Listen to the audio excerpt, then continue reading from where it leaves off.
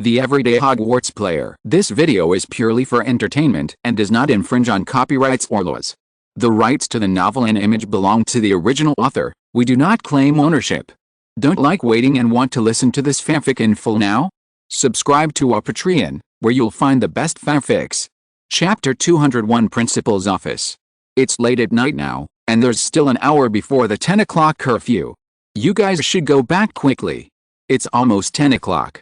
Filch especially likes to pretend to accidentally stop students from returning to the lounge at this time, so as to get them to go to his office to receive punishment. Ron looked at the wall clock. Although Ron enjoyed receiving attention, at this moment he did not want to receive the attention of his two friends because of his great father. He felt it was a stain on his father's reputation. What? The toilet was also invented by Muggles. Well, and Muggles have many different ways of entertainment than the wizarding world, but Harry and Draco still looked like they didn't want to leave. Draco was still asking Harry about some things in the Muggle world. React? Where is Nico Flamel? Will he die? Ron asked quickly. He was very anxious now. But he finally thought that this should be able to divert their attention. The problem of strength? This way, Harry and Draco would no longer be discussing Muggle world stuff around his father. Magic Stone. Again because of it. Nicholas Flamel and his wife have lived long enough. They just prepared some elixirs for their funeral arrangements. Harry's eyes were filled with memories. In my opinion, Dumbledore must have lied to you, or Nicholas Flamel lied. He is probably tired of it, but it's because he is tired of living as Nicolaim. He must have mastered the method of making the elixir of immortality without the magic stone, or he must have extra magic stones. With the notarization of Dumbledore, the greatest white wizard, everyone knows that he is dead and there is no more Philosopher's Stone. He can change his identity and start a new journey with his lover. The more Draco said, the more he felt. He has the right idea. Ron also agreed. He also thought Draco's statement was more reliable. Maybe. But I don't think Dumbledore lied or was deceived. Dumbledore in front of the mirror of Eris, he said a lot of things profound at the time, many of which I can't fully repeat. One sentence I remember clearly is, "Death is just another great adventure." Harry thought for a moment and proposed the opposite views. So Dumbledore let you know the function of the mirror of Eris in advance, arranged for us to go to the Forbidden Forest, and left you a message just in case. Hagrid has emphasized many times, everything is under Dumbledore's control. Dumbledore, what will you do if you fail and are killed by a mysterious man? Draco said angrily, showing his fear. As far as I'm concerned, the incomplete Mysterio and Quirrell are no match for Harry. The scenes. No matter how we act, there will be no danger. Ron complained without any concern. Indeed, based on what the mysterious young man said and what I learned before, the Philosopher's Stone and the Mirror of Eris can only be obtained if you know it but don't want to take it. Besides, it seems that occlumency is of no use, let alone the confusion curse. When Voldemort boasted himself, he only mentioned that he was a master of occlumency. Literally, it was only the level of occlumency. Harry said this, and Ron and Draco couldn't help but said in unison, "What are we? Even if you don't do anything, the Philosopher's Stone will remain unharmed." Harry agreed dejectedly. Dumbledore is indeed Dumbledore. Although he is not as good as my father, he is still amazing. Harry, Saturday is the last Quidditch match of the year. You must train tomorrow. It's almost 10 o'clock. You can go back. Ron couldn't help but admire Dumbledore at first, and then issued an eviction order. At this time, the principal's office on the 8th floor of Hogwarts was lively. Professor McGonagall, Professor Snape, Professor Flitwick, and even Professor Sprout, who usually stayed in the greenhouse, all came to the principal's office. They stood around a redstone with the previous headmasters and the magic paintings on the wall and Dumbledore. Is this the Philosopher's Stone? Professor Flitwick stood on the floating chair so as not to be blocked by other professors. With it, maybe I can cure more diseases, such as dragonpox. An old witch with long silver curly hair in the frame next to opened her eyes immediately. Deli's Derwent, as the former Mungo's therapist, she was curious. In the frame closest to the ceiling and next to Deli's, a yellow-faced wizard with short black bangs also said, "With the elixir of life, what disease do you need to study?" Deli's, you are confused. Evra, you. Deli's didn't expect that her former principal and neighbor would complain about her. The four professors below also stopped talking and looked at the Philosopher's Stone. Curiously spoke. An old wizard who looked weak couldn't help but interjected. "Thank you, Armando. Dumbledore winked his blue eyes at his former headmaster. "You're welcome, Albus. It is our duty to serve the main current." Armando Dippet waved his hand. "Do you need to tell me?" Phineas Nigellus, the most unpopular headmaster in history, stroked his goatee and said sarcastically, "Okay, be quiet." Dumbledore knocked on the table.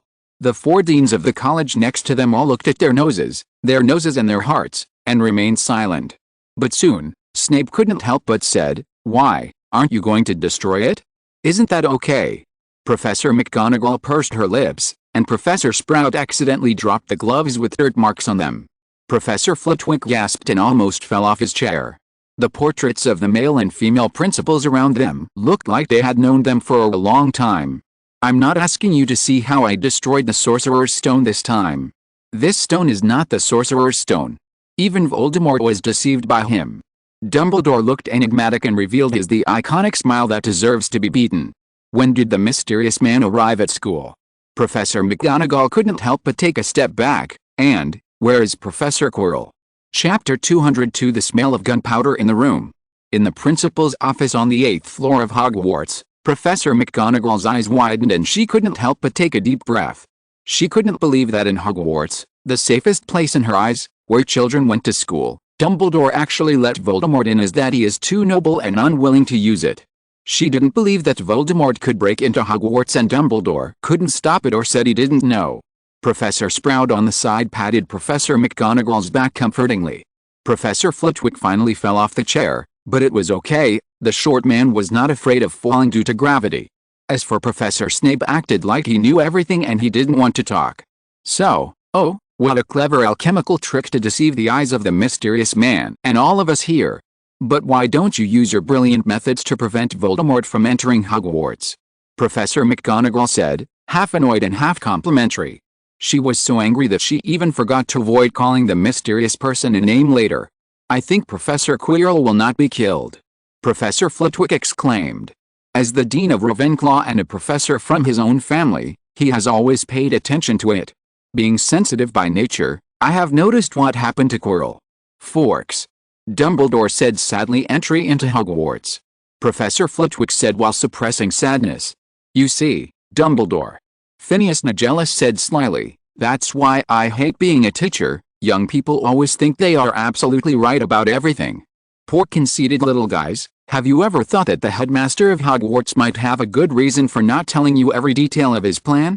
When you felt aggrieved, you didn't think about it. Has it harmed you? No. You, like all young people, think that you are the only one with feelings and thoughts, that you are the only one who sees danger, and that you are the only one who can see the Dark Lord's conspiracy." "That's enough, Phineas," said Dumbledore. "I have one last sentence, so you won't use your poor little heads to think about it and look at it more. Have you not noticed that our head of Slytherin House seems to know everything?" "Phineas Nigellus," he said, then he closed his eyes and pretended to sleep. "I thought I finally figured out that Phineas would be the least popular headmaster. But at this point, I think our Professor Snape should be very knowledgeable. He had to warm up the atmosphere, old man, and Quirrell's death and Voldemort's intrusion were probably the lowest losses among all his plans." Snape showed an ugly expression and kept staring at Dumbledore's old face, as if he wanted to kill him with his eyes. Flitwick and Sprout remained silent, waiting for Dumbledore's explanation. "I'd probably have to start from last summer vacation. At that time, my friend Nick Flamel told me that someone was targeting him, although he was not afraid of this and was quite knowledgeable about it. He was ready to die with his lover. In ancient times after the tomb. Fortunately, I asked Hagrid to take it back in advance. You should all know all of this. The only thing you don't know is that the thief is Voldemort himself." Dumbledore woke up and raised his voice.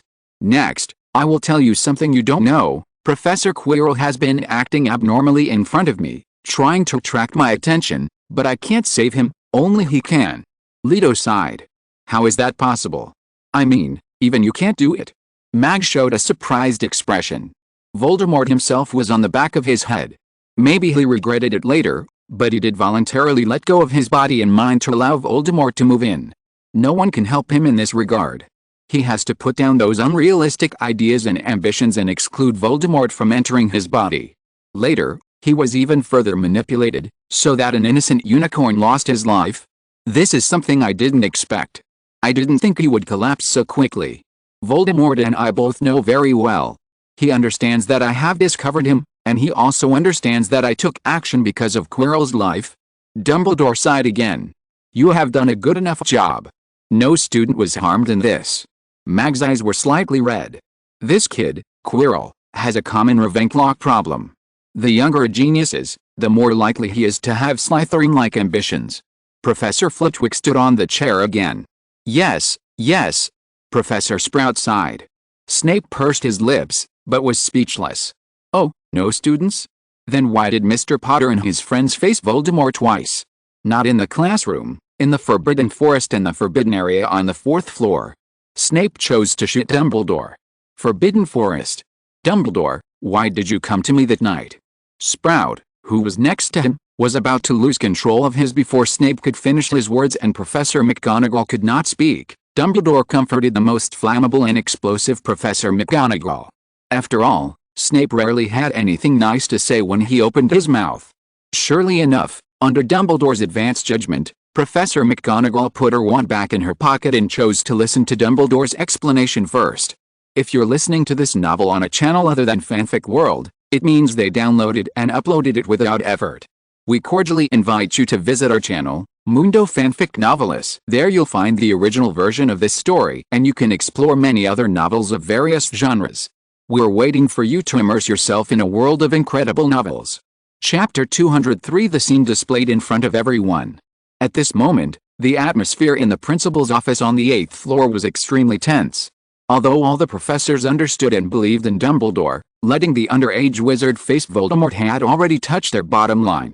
As for the back of Quirrell's head being Voldemort, he was there during class and was ignored by them. After all, since Dumbledore asked Voldemort and Quirrell to be together teachers, he must have avoided this danger. What's more, when the little wizards enter school, the journey they take means they sign a contract with Hogwarts. With the power of the contract and the safety in the classroom and in the castle, the other professors were not too worried. To be honest, even when the troll broke into Hogwarts, they were not worried that the troll would kill the little wizard. The worst result would be just a few broken ribs. This is why McGonagall's first reaction was to cause trouble for Harry and the others. She was worried, but not much. But the Forbidden Forest and the restricted area on the 4th floor are places that all professors and Hogwarts contract powers cannot touch. So, they all stared at Dumbledore, waiting for his explanation. "There. Going to the astronomy tower is indeed related to me. I won't go into details about another person's reputation. The reason why the unicorn was killed is because I have been following Harry and the others to protect him. To their safety, I was unable to do anything else. I was always following them in the forbidden area on the 4th floor ensures." Dumbledore said. "Okay, I can barely accept this. As long as you are by my side, even if the mysterious man is in his heyday, Harry and the others won't be too worried when they face me.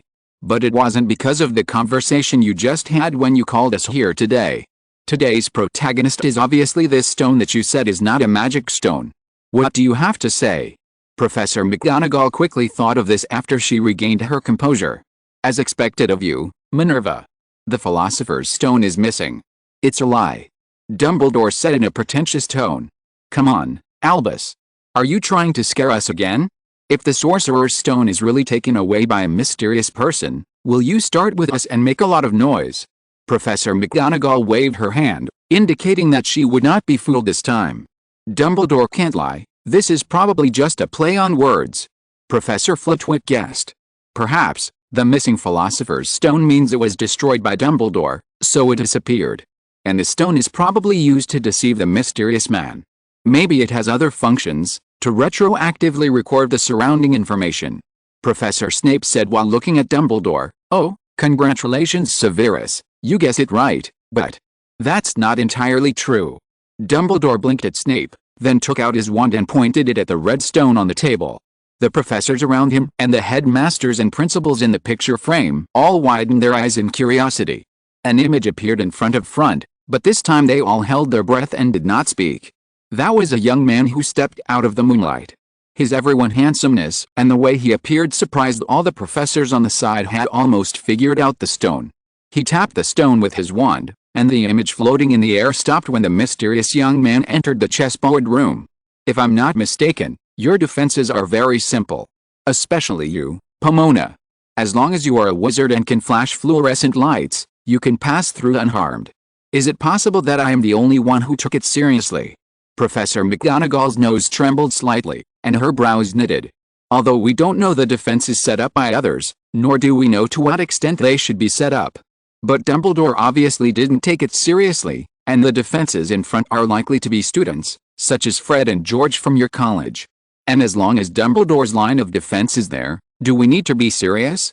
Since he let me pass, it makes sense. Faced with Professor McGonagall's responsibilities, Professor Sprout said about fishing in the workplace the essence of, also, are you paying attention to the wrong thing? Didn't you see his magic? The devil's net healed automatically without using a magic wand, and the three-headed dog fell into deep sleep with just one sentence. Even unlike a wizard, he cut off all the keys with a sharp blade. Professor Sprout continued. Professor Flitwick, whose defense was also very simple, which made Professor McGonagall very annoyed. I won't mention how powerful he is. The way he appears shows that he is not simple. Dumbledore will discuss this with us later. Filius, your defense is just fun. As long as you use a spell like the freezing spell to not harm the keys and control them, or a good Quidditch wizard like me, you can get through. Professor McGonagall held up her hands. It seemed like there was an invisible broomstick under her butt. Minerva, I agree with what Pomona said. Dumbledore let my defense pass, which means he really passed. According to my understanding, our defense line is just used to delay time until Dumbledore or other professors arrive. Flitwick himself. Don't look at me, Professor McGonagall. My defense is very dangerous. You can take a look from behind. Snape said quickly when he saw this, and at the same time made a gesture for Dumbledore to defend. Continue. Then, the image in mid-air continues to play. When he heard the mysterious young man complaining about himself, Professor McGonagall couldn't help but keep whispering something like there are no rules, nothing can be done. Soon after, we arrived at the room decorated by Snape. What do you mean by a boring job that only satisfies your superiors? My poison and magic flames can kill people, right? More dangerous than Professor McGonagall and others. Snape was furious hearing after the mysterious young man complaining about him comforted. No, we are different, yours is not as simple as that, but Sprout was praised for being gentle, you were praised for being imaginative, Professor McGonagall was just a warning, and what about me? Snape was spinning in circles with anger. Is that kid better than Cheelaway? Dumbledore couldn't help but interjected, yeah, at least I'm not in bad taste. Snape said half sarcastically and half angrily. Severus, this is not like you. If it were you normally, you would not care at all and just treat it like a breeze. Dumbledore said curiously. Indeed, Snape never cared about the opinions of others. If he were the headmaster, he could even beat Phineas Nigellus to become the most annoying headmaster. At this time, Ryan in the Ravenclaw dormitory was hiding his merit and fame. Accompanied by Snape's angry voice, the scene in mid-air played to him putting in the fake Philosopher's Stone, and it finally seemed to be over. Aside from his evaluation, what else did you see? Dumbledore looked at the four professors. I would like to thank Tashi Umaksu for his monthly ticket and other classmates for their recommendations and subscriptions. Chapter 204 Everyone's Speculations. Everyone has a different understanding of what a wizard is. In the Muggle world, due to different cultures, in some places, it refers to people who pretend to be gods and pray for others as a profession. In some places, it refers to people who are responsible for conveying oracles, interpreting magic cards, and fortune-telling. In some places, it refers to people with extraordinary abilities who use magic to protect others from natural disasters, outsiders, and enemies. They are also responsible for correcting mistakes, measuring right and wrong, controlling nature, and explaining terrifying phenomena, etc. It is no boast to say that, as the best group of wizards, in the eyes of Professor McGonagall and others, wizards are just mortals with some special powers. They can change the shape and appearance of the object they cast. They can change the intrinsic properties of the object they cast, and the best of them can even brew potions of immortality and return instruments to the past gestures, words, and even external objects like wands. If you only use gestures or words, the magical effect produced will be very small. Like the wizards of Wagadu in Africa, they rely more on animagus to fight, and gesture magic is only used for survival or sneak attacks. If you only use the wand without chanting and waving it, it is a silent spell that you will only learn in the 5th year of Hogwarts. This won't be the same as above, but the reason why is because the wand remembers the magic used, and it itself is composed of powerful magical substances. A wand is a tool that allows a wizard to transform into a magical creature. All in all, the mysterious young man in the image was not a wizard at all, he was more like a humanoid magical creature. Such a discovery kept the 4 people in the principal's office silent, thinking about how to answer Dumbledore's question. Wandless casting is too difficult for our British wizards, and it cannot be used in battles with wizards. But the existence of this self-proclaimed magician, the magic caused by his words and movements have reached a level that can only be achieved by a good wizard using a wand. Furthermore, his body has probably been transformed by magic. This is a very dangerous and remote magic. But for him to be so perfect and not cause any change in appearance, this is beyond my imagination. Among the few people, the seniority Professor McGonagall spoke first. She is best at transfiguration. Regarding the most difficult magical transfiguration, especially her own, she knows that the current magic world has not yet reached this level. Minerva looks at it from the perspective of transfiguration, and I look at it from the field that I'm good at like her. Devil's Net. First-year students learn it in the courses they are exposed to death by it. But what you don't know is that it is also the most common and famous rare plant.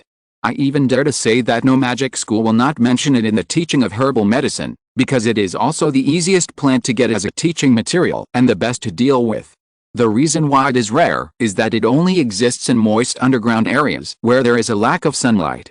Up in an extremely closed teaching environment, where it was referred to as the moon. The moon should be in the desert, and it is the only place where the actual Devil's Net cannot be seen.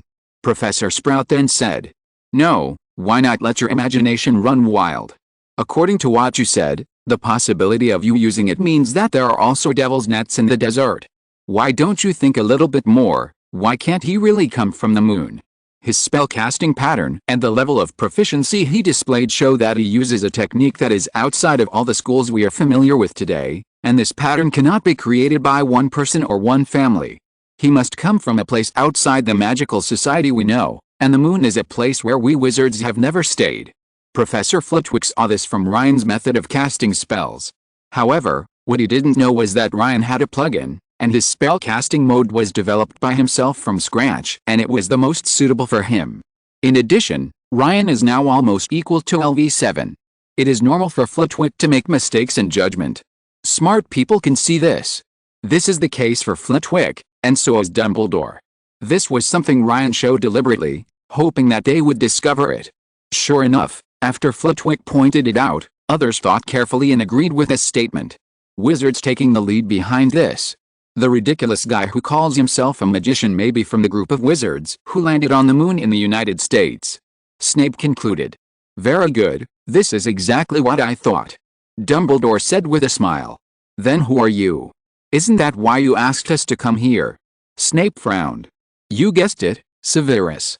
This is just an appetizer, and this is what you must know. Maybe you know the news that this poor old man likes me doesn't know. Dumbledore waved his hand in a pretending to be pitiful and continued, what I want to say is, just as Dumbledore was mid-sentence, the Philosopher's Stone that had been silent just now lit up again. This time, a new image was played. A phoenix appeared from the void and sank into the back of Quirrell's head, followed by Harry emerging from the black flames. Then Quirrell spread himself to the ground. Is that you, Albus? McGonagall said. She had a surprised expression. After Dumbledore said he was following Harry and the others, she thought that the mysterious man and Quirrell, who was controlled by the mysterious man, were taken care of by Dumbledore. But she didn't expect that Dumbledore was so impatient that he didn't even give Harry a chance to chat with Quirrell or the mysterious man. However, the mysterious man should not be brought down so easily. The impact in midair continued to play. What? It's Harry Potter. Flitwick couldn't help but said in a sharp voice. Professor McGonagall and Professor Sprout were speechless because of this, and Snape knew what was going on and was eagerly watching the scene he missed. Yes, it's Harry. Dumbledore declared, half surprised and half serious. He didn't expect that this scene would be recorded by the Philosopher's Stone. What he originally wanted to say was about Sirius. Chapter 205 Crazy Snape. And after Harry defeated the troll, They began to seriously believe that Harry might indeed have power beyond Voldemort, even as a baby. McGonagall, who personally watched Harry enter the Dursleys' house, even wondered whether this was the real reason why Harry was sent to a Muggle family. In order to prevent this terrible power from being noticed by Harry early, he twisted his mind. But none of them expected that Quirrell would be killed by Harry all at once, and even Voldemort looked very afraid. Now, almost 11 years later, Harry Potter has defeated Voldemort again. It's really unexpected that Quirrell's kid was dealt with like this. He was knocked down before, and after you told us the truth, Albus, I thought he was just faking it. But now, when he didn't hide himself, he was still knocked down by Harry's spell. However, he is still alive at this time, and the mysterious man was even knocked out of the body by Harry. Professor Sprout asked doubtfully. It's a pity that Voldemort sacrificed Quirrell's life in the end and escaped. Dumbledore sighed. After Professor Flitwick was briefly grieved, he couldn't help but start thinking about what spell caused the phoenix. It's really unbelievable that Harry can summon a phoenix. And this turned out to be a red spark again. The simple spell of red sparks in Harry's hands. They continued to watch. This was the time when Voldemort officially admitted that he was half-blood, just like Harry. I really didn't expect that he was a mixed race and a former student of Hogwarts. Professor McGonagall couldn't help but sigh. He can probably be said to be the most outstanding student in the history of Hogwarts. Dumbledore showed a disappointed expression. Few people know that Voldemort used to be called Tom Riddle. 50 years ago, in Hogwarts, Watts, whom I taught personally when I was professor of transfiguration. He disappeared after leaving school, traveled to the ends of the earth, and fell deeper and deeper into the mire of dark magic, hanging out with the most evil beings in the wizarding world. Together, after many dangerous magical transformations, he finally reappeared as Lord Voldemort, who was difficult to recognize. Almost no one connected Voldemort with the smart, handsome head boy who once studied here. It's unbelievable, Professor McGonagall said in surprise. Before Professor McGonagall could continue to be surprised, a name they had long forgotten ranged out from the room. Grindelwald. The first Dark Lord. Albus. Except for Snape, who had already been surprised by this, the other professors couldn't help but say want to answer, with a smile on his face that was thousands of miles away. After Dumbledore's perfunctory answer, the other professors remained silent and continued to watch the key scenes in mid-air. By the way, this is strange. When all the professors were immersed in the name Grindelwald, the scene in mid-air seemed to have pressed the pause button. Dumbledore even sensed this and used a variety of ingenious magics to determine that the stone was not manipulated. Inspected clearly by Dumbledore was revealed. Now Dumbledore is sure that the scene played by this stone will remember the attention of others when it is activated, and if no one is paying attention, it will pause. If no one pays attention to it, it will automatically shut down. Other professors and the portraits of witches and wizards on the wall continued to watch the scene. Voldemort mentioned Grindelwald's name and asked Harry to sign an unbreakable oath with him. Even though the other professors had been spoiled by Dumbledore about the ending, the Philosopher's Stone in the mirror was a fake and Voldemort escaped with Quirrell's death, they still couldn't help but hold their breath. The image soon played to the Philosopher's Stone in Harry's pocket, and Voldemort discovered it. Dumbledore. We all understand the principle of the Mirror of Eris, but why is this stone so eager to get into Harry's pocket? Snape said with an aggressive expression. Yes, Albus. What if this is the real Sorcerer's Stone and Harry accidentally threw it away without caring? Professor McGonagall said seriously. Although the other professors did not speak, they stared at him intently. Dumbledore smiled awkwardly, not knowing how to answer, and he didn't expect it to be so soon. He could only stare at the mid-air screen as if nothing had happened and let it continue to play. Soon, they no longer have to worry about this problem. Because even more unbelievable dialogue occurs, Voldemort says that Sirius Black is innocent. Don't tell me this is true. When watching the video, Snape was originally the calmest. After all, he was present at the scene. But now Snape was making the loudest noise ever. Sirius was a character that Snape would remember for a lifetime. Even if James Potter hadn't snatched Lily away, plus he was interested in Lily, the person he hated the most would be Sirius. However, his reaction did not go unnoticed by the other professors, who all knew that Snape was not at odds with him. They couldn't stop immersing themselves in memories. I still remember them, murmured Professor McGonagall, Black and Potter. The leaders of their clique. Both were very smart, of course, extremely smart, to be honest, But I don't think we've ever encountered a pair of people who could cause such trouble. You would think Black and Potter are brothers. Inseparable. Of course they are inseparable, said Professor McGonagall. Potter trusted Black more than he trusted any other friend. This was still the case when they graduated and left school. When James and Lily got married, Black best man. And then they asked Blake to be Harry's godfather.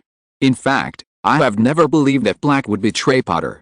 If this is the case, it is fair to say. But if Peter is really the betrayer, then, so an innocent child has been in Azkaban. Professor McGonagall's voice was stiff, as if she suddenly had a cold. She always thought Peter was the victim, and she regretted many times being harsh to him, calling him a stupid kid, a stupid kid. I couldn't help but sigh that Peter was always so bad in duels. Why didn't he wait for the Ministry of Magic to come before taking action? Innocent? He is not innocent at all. Tell me this is not true, Dumbledore. Snape was going crazy. This also took away the emotions from the other professors who were still feeling sorry for Sirius. Severus, it's a pity, Sirius Black is so innocent, Dumbledore said to Snape in a pitying tone, looking straight at him. Thanks to Zuko Rose for the monthly ticket and other classmates for the recommendation and subscription. Chapter 206 Prelude to Sirius release from prison. Time, 1 in the morning. However, no one in the principal's office was sleepy at this time, nor would they be. Neither McGonagall nor the others thought that Snape cared so much about Sirius' innocence and was so crazy. What? About Peter Pettigrew? The bastard who killed Lily. Don't tell me he's dead. If it's true, it's really ridiculous. A traitor's finger was treasured for this, and he was awarded the Order of Merlin, First Class. You know what I lie for. When Voldemort dies, I will be ready to rush to Azkaban and kill Sirius Black. Now if Peter is the betrayer, who should I kill? Snape said in a calm tone. Professor McGonagall couldn't help but take a few steps back. Professor Flitwick wanted to comfort but was speechless. Professor Sprout wanted to get closer, but Snape nimbly dodged him. Severus, don't live out of hatred, think about Harry. Peter should be dead, so Sirius is lifeless and blames himself for killing Harry's parents. He kept repeating those words no matter who asked him, said Dumbledore. So, Peter Pettigrew is the secret keeper? That mad dog also played a role in it. He thought being in Azkaban would make him feel better. Snape suddenly showed a scary smile. He thought of a way to truly torture Sirius Black, something he knew very well. Atonement? Don't think about it. I want him to be rehabilitated and released from prison. He will be regarded as an unjust hero by others and be haunted by pain. Snape said with a distorted face. The other professors were silent, and Snape now made it impossible for them to get a word in. In fact, they all wanted to ask how to deal with Sirius's case and how to reverse the case when he was unwilling to be released from prison. In the frame spoke to me. Am I to understand, said Phineas Nigellus, opening his eyes, that my great-great-grandson, the last of the Blacks, is innocent? Yes, Phineas. Dumbledore agreed, but now the question is, how to make him no need. Be it veritaserum or legilimency, be prepared. Want to atone for your sins? Stop thinking about it. Snape said calmly in Slytherin. Phineas Nigellus smiled and nodded. Snape also smiled and nodded, but the calmer his expression was now, the more panicked others felt, and they even began to doubt whether letting Sirius out of prison was a good decision. Maybe it would be better to leave him alone in Azkaban? Except for Dumbledore, all the other professors thought the same way.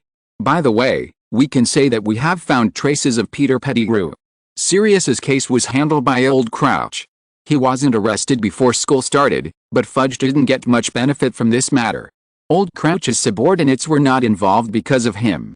Fudge would be very happy to have the Mad Dog case reopened. This is a knife that he can use to cut flesh from the Department of Magical Law Enforcement. We just need to push one. Snape suddenly became excited. Phineas Nigellus in the frame on the wall had the same excited expression as Snape. He had long despaired of the Black family's inheritance. His only great-great-grandson was in Azkaban, which was no different from having an extinct heir, but now there was hope.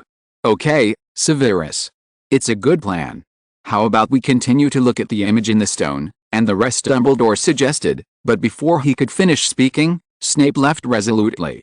Before leaving, he said, I understand, I will control everything. I'm writing, and I'm writing now. I'll show it to you before I send it out. By the time Snape finished his last words, he had already disappeared from the room. As expected of Sly, "Shut up, Phineas." Dumbledore couldn't help but rub his eyes. "Just be jealous. The excellence of our college is beyond your reach." Phineas Nigellus quickly disappeared into the frame, and the frame became blank. "Who is he?" Professor Flitwick couldn't help but ask. "He also has another portrait, just like Doris has a portrait in St. Mungo's Inquisitor," Dumbledore said. "I'm not," Flitwick retorted eagerly, but was stopped by Dumbledore. "He probably wants to find some people he can talk to about Sirius' release from prison." Dumbledore finally explained relief. Then, "Are we the same as Professor Snape, or are we?" Professor McGonagall began to ask the important point. "Let's continue watching." Dumbledore agreed helplessly. What follows is a private conversation between him and Harry, and there's even his confession to Harry. Although he didn't say it directly, these old guys could definitely see something on his face. To be honest, he didn't want to continue. But McGonagall was keenly aware of Dumbledore's reluctance. Sometimes, the more you seem to care about your secret, the more others want to see it. The Midar scene continued to play, and soon came the scene where Dumbledore appeared, Quirrell was self-destructed, and Voldemort turned into black smoke and escaped. Even though they all knew that Quirrell was dead, they still couldn't help but blush. He was still begging his master in the end. Professor Flitwick sadly fell off his chair and said with hatred, "This kid Quirrell is obviously with a mysterious man." "Why did the mysterious man?" Professor Sprout, the gentlest of all professors, said half doubtfully and half painfully. "Voldemort could have escaped without sacrificing Quirrell." Professor McGonagall's feelings for Quirrell were the shallowest among the three, which made her discover the details. Dumbledore on the side approved an approval a rootless source, unless Harry holds Quirrell all the time, and Lily's blood relatives Dudley and Petunia are present to restrain him. "That's disgusting," Professor McGonagall finally yelled, not knowing whether she was talking about Voldemort or Quirrell. McGonagall gradually calmed down, and she even felt a little guilty. Could it be that Dumbledore didn't want them to watch anymore because of this scene? Dumbledore didn't have any dark secrets, she was just overly concerned. Nothing about the next scene surprised McGonagall and others, they all knew what Harry and Dumbledore had discussed. McGonagall quickly became calm, as did Professor Sprout. Only Flitwick was still immersed in the emotion of the death of a child in his own academy.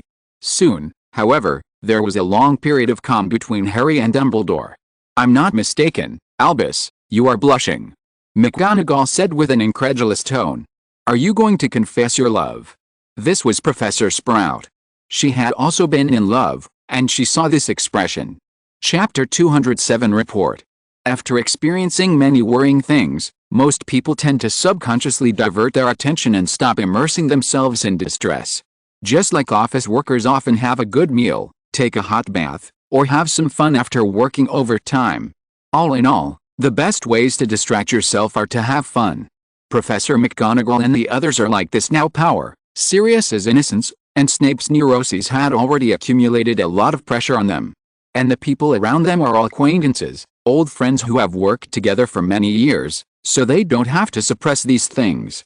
Dumbledore's abnormality aroused their curiosity, and now Dumbledore's expression that appeared on the video made everyone unable to help but complain. Harry probably didn't understand why Dumbledore was staring at the ceiling after their brief exchange with him. But the other professors understood that it was not because they had good eyesight or were too familiar with Dumbledore. The most fundamental reason is that the Sorcerer's Stone completely recorded all the scenes in 365 degrees, so Dumbledore's shy expression naturally could not be hidden. Dumbledore had been prepared for this, so he didn't take Professor McGonagall's complaints seriously. But Professor Sprout uttered a word that had passed through his mind: confession. Can Pomona read minds? But my confession is in double quotation marks. Dumbledore couldn't help but think so the moment I heard it. What? Dumbledore pretended not to understand. Sirius Black, butcher or hero, the real traitor, too. Be honest, I don't have a very good impression of Black, I even hate him. Snape, the head of Slytherin College, wrote to me before, but his actions this time made me think he was a hero, killing a friend who betrayed his brother and staying in Azkaban for 10 years for repentance. The enthusiastic reader also added that after being arrested, Sirius Black had always taken the initiative to admit that he was the murderer of his brother, all for Peter Pettigrew's elderly mother. Peter Pettigrew had to betray James Potter because of his family. Sirius killed the traitor and considered his family, but he didn't consider himself. You have to know that he is the heir of the ancient Black family, handsome and rich. If he wanted, he wouldn't have to go to jail. Minister of Magic Cornelius Fudge said this morning, "This is all the fault of old Crouch, who had previously protected his Death Eater son. The murderer was already dead. For the sake of his own merits and the position of Minister of Magic, he arrested the innocent Sirius and put him in Azkaban without a trial. After investigation, it was found that his subordinates at the time were also involved. We will investigate the matter thoroughly." Some members of the Department of Magical Law Enforcement criticized Fudge for spreading the news of Black's innocence, which damaged the ministry's reputation. Fudge, who was easily irritated, said, "Oh, I have to do this. Don't you know? Black is innocent. This is a mistake made by the Ministry of Magic. We cannot be afraid to admit mistakes because of our reputation. I must be worthy of my position as Minister of Magic and cannot let down the people who elected me." In addition, Peter Pettigrew's Sir Merlin, First Class, will be changed to Sirius Black. To be honest, what you said at this juncture makes me wonder if you also had a hand in this. You know, Old Crouch was the director of the Department of Magical Law Enforcement before. I doubt that this unjust case was not done by him alone. So, what is the truth behind this case? Fortunately, many enthusiastic readers were willing to provide information, allowing the author to learn the ins and outs of this incident. It is reported that this happened 11 years ago, before Harry Potter was born. James Potter, a member of Dumbledore's group, took refuge in his old house for his family, which was protected by a sophisticated spell called the Fidelius Charm. This is the magical concealment of a secret within the soul of a living person. The secret is hidden in the heart of the chosen person, or the secret keeper, and it will never be discovered again, unless, of course, the secret keeper deliberately reveals it. Dumbledore was a clique-like person. That clique was called the Marauders. Two of the members of the hijackers were Sirius and Peter. This is also why the original secret keeper was Sirius Black. The two of them got along best and liked to play tricks on others, including the enthusiastic reader Snape mentioned above. Everyone in the Order of the Phoenix knew who the secret keeper was, which was why no one from Dumbledore or his small group spoke up for him. However, according to a letter from an enthusiastic reader, the arrogant James Potter was suspicious of his friend Sirius, believing that he was unreliable given his background. He kept it a secret from everyone else, excluding Sirius of course, and replaced it with Peter, who had an old mother. In the end, we know the result. Peter had to betray Sirius after he killed his friend and avenged James Potter. He just had no thoughts of rebirth and kept regretting why he didn't reject James Potter's arrogant suggestion. Ah, what a noble man. There were two photos of Sirius in the middle of the newspaper. One was after he had been in prison for many years. His face was sunken, with only his eyes showing a hint of life. Combined with his waxy white skin, he looked like a vampire. His face was not moving at all. If it weren't for the beard blown by the wind in the photo, whoever didn't know would have thought it was a photo from the Muggle world face, but this did not make him look frivolous. Instead, it made him look handsome and unrestrained. His slightly arrogant face gave people a sense of conquest. Ryan flipped through the newspaper, chuckling from time to time. The development of this world is really becoming more and more interesting. It would be so interesting if Peter Pettigrew could become a mouse. Chapter 208 Sirius appears. Today is Saturday, the Quidditch final between Ravenclaw and Gryffindor. It was almost the holidays, and almost no one subscribed to the Daily Prophet. Most of them waited until next Monday to go home and read it. In order to ensure that Harry Potter was calm, it was almost 11, and the game was about to begin, but Harry Potter still didn't know that his godfather had been reported in the Daily Prophet. Ryan and Hermione were sitting in the farthest seats, preparing to watch the game. Not far away, a figure attracted Ryan's attention. It was Sirius Black. He sat at the front, looking eagerly at Harry, who was still preparing on the ground. Perhaps in order to hide it from others, he wrapped himself in a black wizard robe that could hide his entire body. But Ryan can still see the difference in him now. In this morning's Daily Prophet, Sirius's face was thin and haggard, surrounded by unkempt, long, black hair. Now, Sirius's hair was short, his whole body was clean and neat, and his cheeks were plump, which made him look younger and closer to the photo of him when he was still at Hogwarts in the Daily Prophet. Following a command from Madame Hokey, the two teams on the field flew into the sky together. Through the game, in addition to the wonderful performance of the players, another tall figure also attracted the attention of other spectators. Whenever a Ravenclaw scored a goal or Harry Potter directed the players, he howled like a wolf. This made commentator Lee Jordan couldn't help but mention this suspicious, unknown senior student. However, Professor McGonagall did not react at all. Normally, she should pay great attention to the discipline of the competition. Today, Professor McGonagall seemed to have lost her soul and was not focusing on Quidditch. Some people speculated that this might be related to the fact that Slytherin no longer had the Quidditch Cup. Regardless of winning or losing, Slytherin would only be second place. Professor McGonagall's long-cherished wish that Slytherin would not win the Quidditch Cup had been fulfilled, so she didn't care. But only Ryan knew that it was because of the arrival of Sirius, one of his favorite students. His occasional wolf howls and Harry, who looked exactly like James Potter on the field, reminded her of the past. If a tall decadent young man and a short rat-faced young man came, and Harry's clothes were changed into Gryffindors, she might become even more distracted and might even fall off the platform. The game ended very quickly. After facing Voldemort, Harry felt that his observation and reaction abilities had improved to a higher level. He even saw the golden snitch at the beginning of the game. If it weren't for the Weasley twins' interference, he might have got the golden snitch long ago. However, Fred and George were not Slytherin students after all crowd and heard a strange sound in his ears. He held the little golden ball tightly, and the ball flapped its wings hopelessly between his fingers. Then he rushed towards Roger, almost blinded by his tears, and seized Harry by the neck and subbed into his shoulders.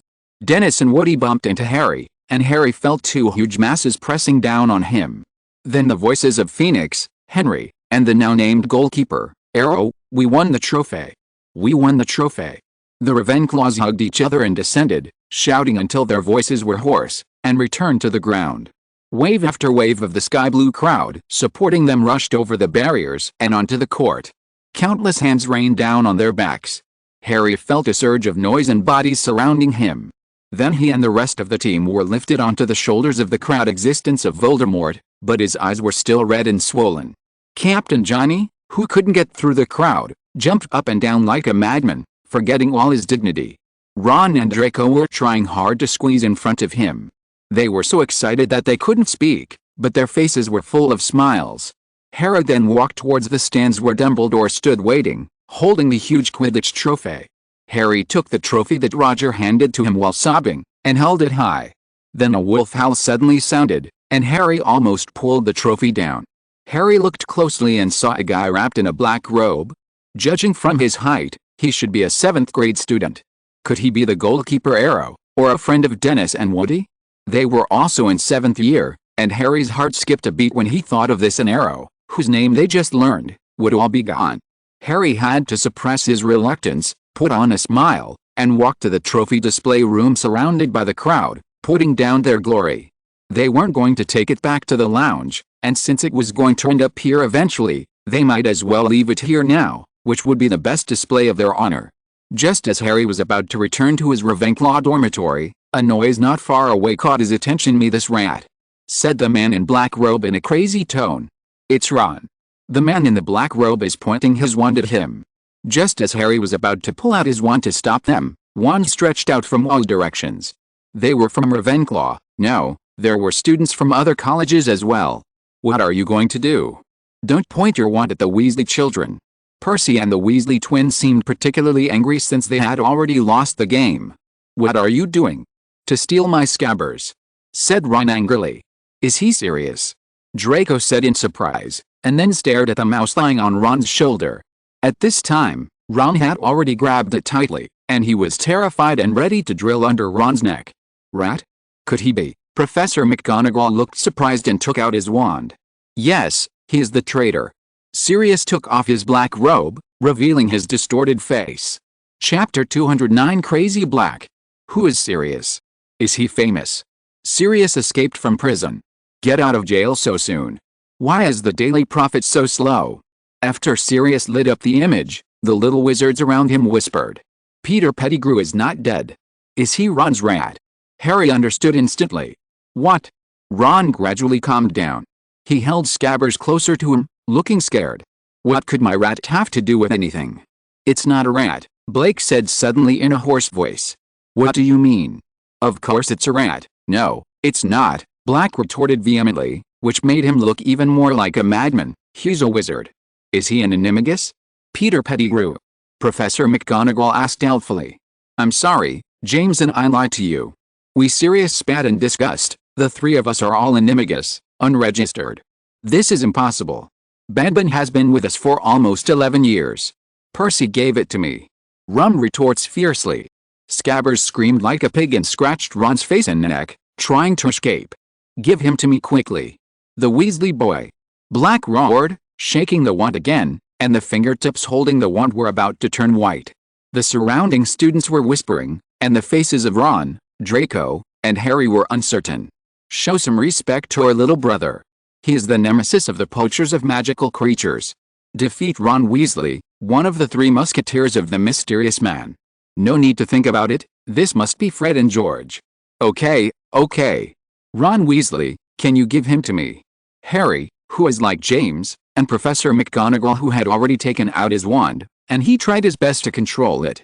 He was in a bad temper, but his sunken eyes were still fixed on Scabbers, who lay close beneath Ron's hands. Weasley, your rat, no, Scabbers, can you check it out for me? It won't do him any harm. Professor McGonagall finally spoke, and students, please step back and stay away from this area. The surrounding students gradually retreated, leaving Draco, Harry, Ron, and Sirius behind. Slytherin. Sirius narrowed his eyes. You little devil of the Malfoy family, you don't want to do anything bad, do you? That's enough. Sirius Black, if you were Harry's godfather, I would definitely, please keep your mouth clean and don't slander my friend. Godfather, Ron's words made the surrounding people start whispering. Mr. Black, do your business. Mr. Malfoy is a friend of Weasley and Potter. I don't think what you are worried about will happen. Professor McGonagall's tone became slightly colder, but her eyes when looking at Black remained the same. Full of concern. Business? He is Slytherin's bad blood. Jen, no Harry, since when did you become friends with Slytherin, just like your mother? Sirius seemed to regard Harry as his dead friend in a trance. But he immediately came back to reality, which made him a little, and began to speak sarcastically about Lily's betrayal of Gryffindor in his eyes. Lily Evans was a good friend and a respectable person in the eyes of others. But to Sirius, who regarded James as his life, she was a nuisance. What's your tone? Harry couldn't help but get angry. The other students around him looked at him in surprise. Other houses, they were just annoying classmates at best. At this time, even McGonagall was freed from her feelings of pity for Sirius. She couldn't help but start to recall Snape's madness not long ago, and her own behavior in that era. She suddenly realized that at that time, she paid too much attention to the world outside school, because of Voldemort. This led to a bad atmosphere entering Slytherin, creating a hostile atmosphere at the time. Sirius looked around, but there were no flowers or applause as expected. An angry expression. For the first time, I realized that, so much time had passed. I'm sorry, Harry, I've given you so much time, Peter Pettigrew. Sirius showed an apologetic look on his face at first, but in the next sentence he smoothly switched to a selective expression. Okay, don't hurt it. It's a very old mouse and can't stand the trouble. Ron was keenly aware of something wrong with the atmosphere, and carefully placed Banban on the ground. At the same time, Professor McGonagall's shot of petrification kept Scabbers on the ground and prevented him from escaping. Sirius's crazy expression just now returned to calmness. No, it was more like happiness. He seemed to be someone asking who was not present. Together. Bluish-white light Scabbers on the ground hung in midair, its little black body twisting wildly. Ron yelled. The mouse fell down and landed on the floor. Another blinding flash, and then, nothing. No. That's not true. Growled Sirius, dropping his wand and standing still.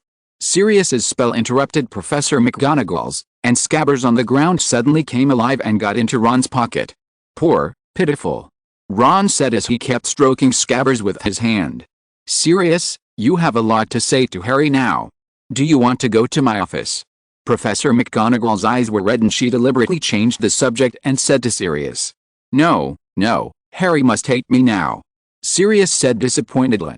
Draco looked at his two friends and smiled helplessly. Yes. If you're listening to this novel on a channel other than Fanfic World, it means they downloaded and uploaded it without effort. We cordially invite you to visit our channel, Mundo Fanfic Novelis. There you'll find the original version of this story, and you can explore many other novels of various genres. We're waiting for you to immerse yourself in a world of incredible novels. Chapter 210 Painful Memories. I, Sirius, have been alive on that night, the night when James died. The only reason I live is to atone for my sins. After all, Peter who killed James and Voldemort who killed their family are both dead. The only thing I need to do is atone for my sins. Fortunately, Crouch Sr. didn't put me on trial, so I didn't take Veritaserum or have my memory read. To be honest, I'm not very good at occlumency. Through my years in Azkaban, I kept thinking about that painful night, which kept me from losing my mind like so many others. I knew I was innocent, which wasn't a pleasant thought, so the Dementors didn't suck it out of my head. This way I can keep my head clear and know who I am, so I can better torture my emotions. Even more bizarre is that it actually helps me conserve my mana. I would shapeshift in my cell and turn into a dog, because the Dementors couldn't see me. They are aware of people's emotions and thus feel how to approach people. I want to stay healthy so I can realize my sin. Fortunately, although Dementors are creatures with the same intelligence as humans, they observe life through emotions, and most of my emotions are not like human emotions and are not that complicated. I am in too much pain. I become a dog. It also made them think that I was losing my mind, just like else there, so they weren't worried. During this time, I remember Dumbledore coming a few times. That's awesome, him. He actually thought I was innocent and sensed something was wrong. But I can't go out. What's surprising is that later I tried to read my memory directly. Fortunately, maybe I was in too much pain and I successfully defended my brain, but he couldn't see anything. How would James congratulate me if he knew I was so powerful? I have mastered Snotlout's best spell, haha, but it was also a pleasant emotion, and Snotlout and James's face quickly disappeared from my mind. Unknowingly, I don't know how long it took, it was like a dream. It was like I'd left Azkaban, been given Veritaserum, and had my memory read, like someone was drilling into my brain with what Muggles called a power drill. Result of the meeting was unpleasant.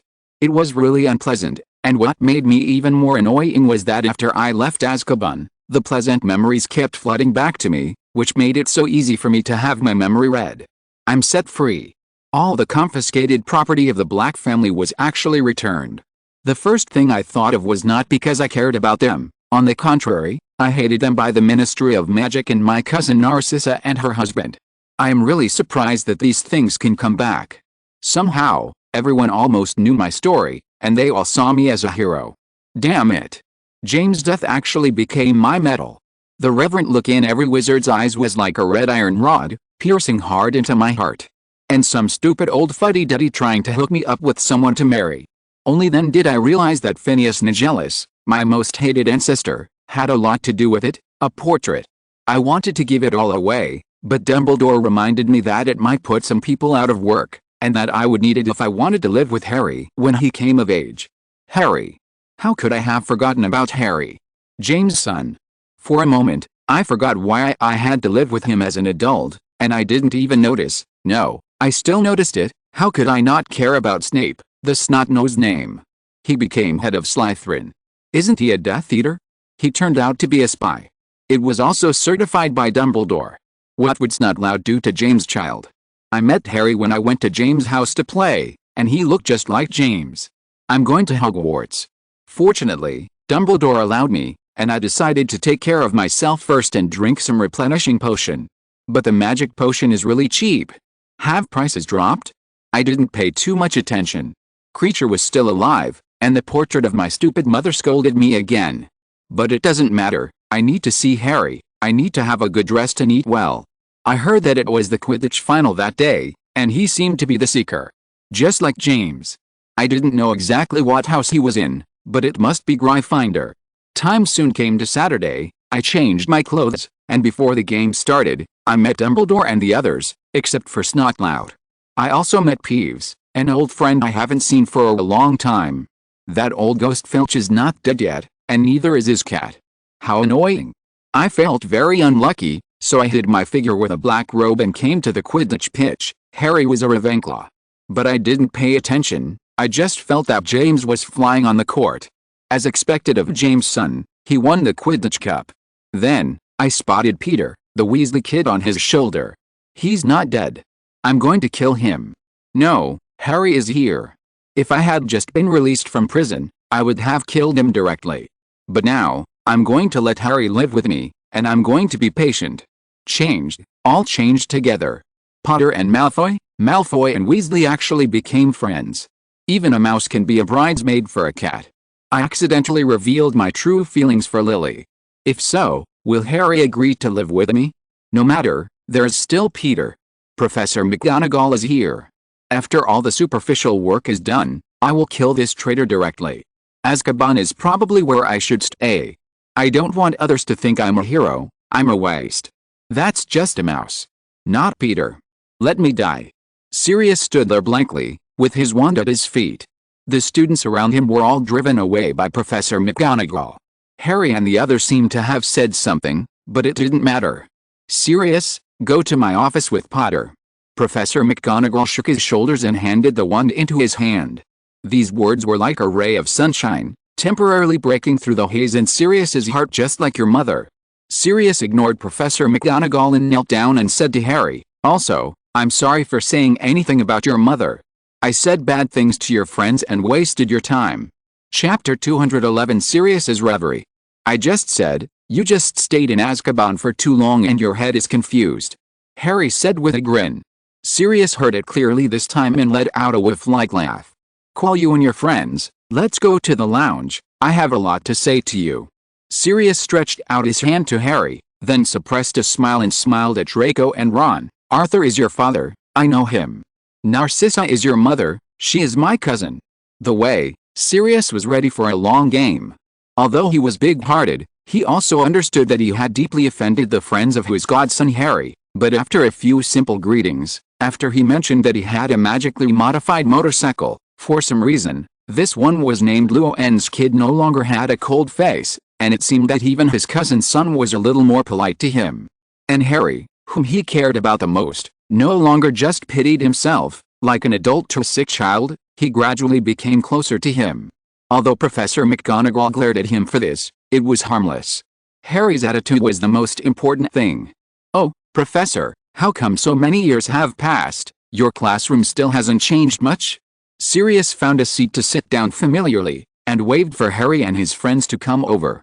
Shut up, Sirius, and act like an adult in front of the children. Professor McGonagall said sternly, but she seemed to smile a little.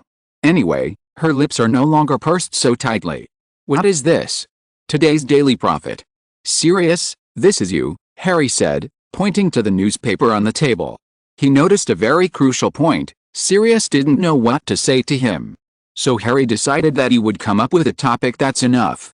I'm not a hero, I killed James. Sirius suddenly grew pained, which shocked Harry, his friends, and Black, who were about to go out. Professor McGonagall, who was left with a little space, was startled. I suggest you don't read it, Sirius. Professor McGonagall said with horror and half-warning, this is Rita Skeeter's report. Rita Skeeter?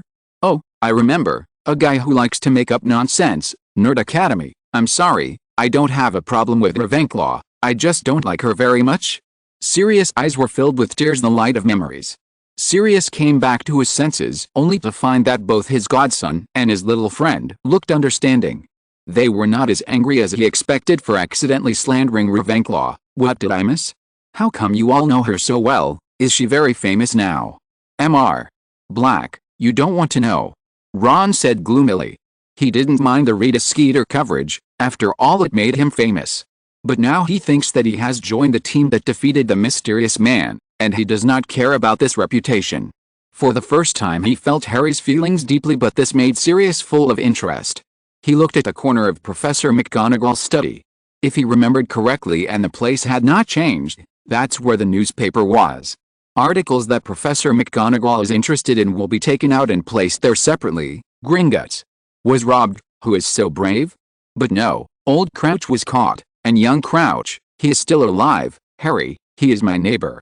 I thought he had died a long time ago. Ludo Bagman, this old fellow, I knew he would have this day. It happened. Harry Potter's troubled childhood. Sirius suddenly yelled, Harry, how did your aunt and uncle treat you? It's not bad. It didn't make me hungry. It just made me wear old clothes and I was often bullied by Dudley.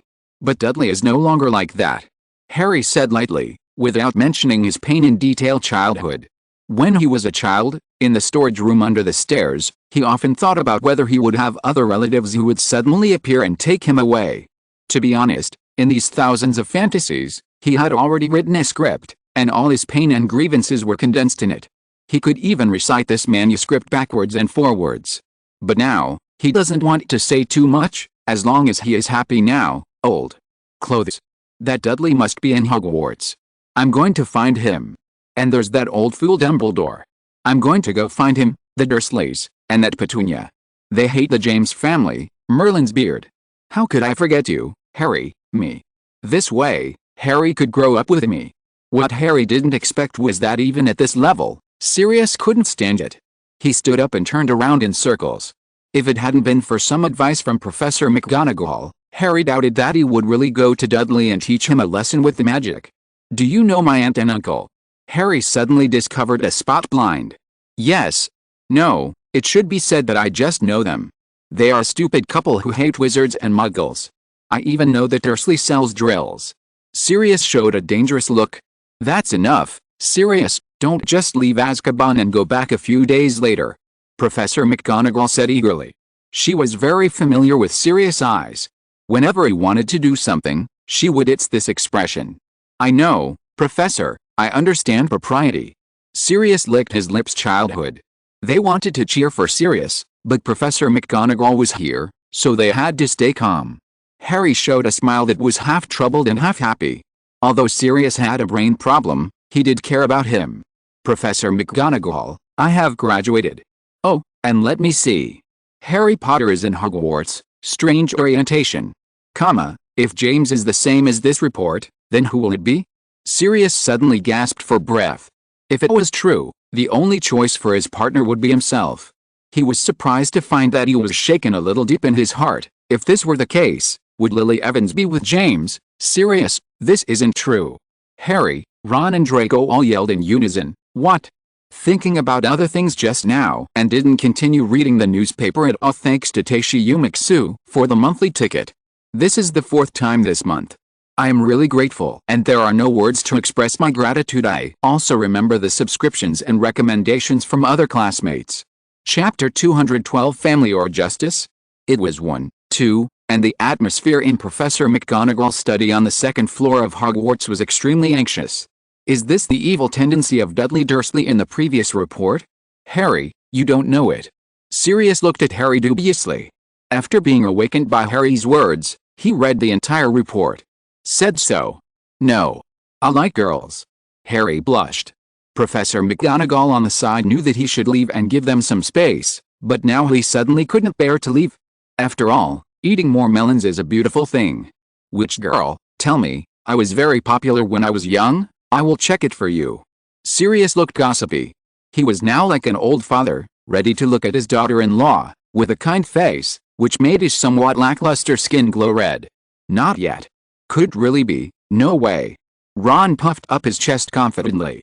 He had a crush on Hermione Granger, but how long had it been since he had noticed Hermione? He suddenly discovered something to his horror. After becoming friends with Harry, Harry was the only one in his life besides eating, drinking and having fun.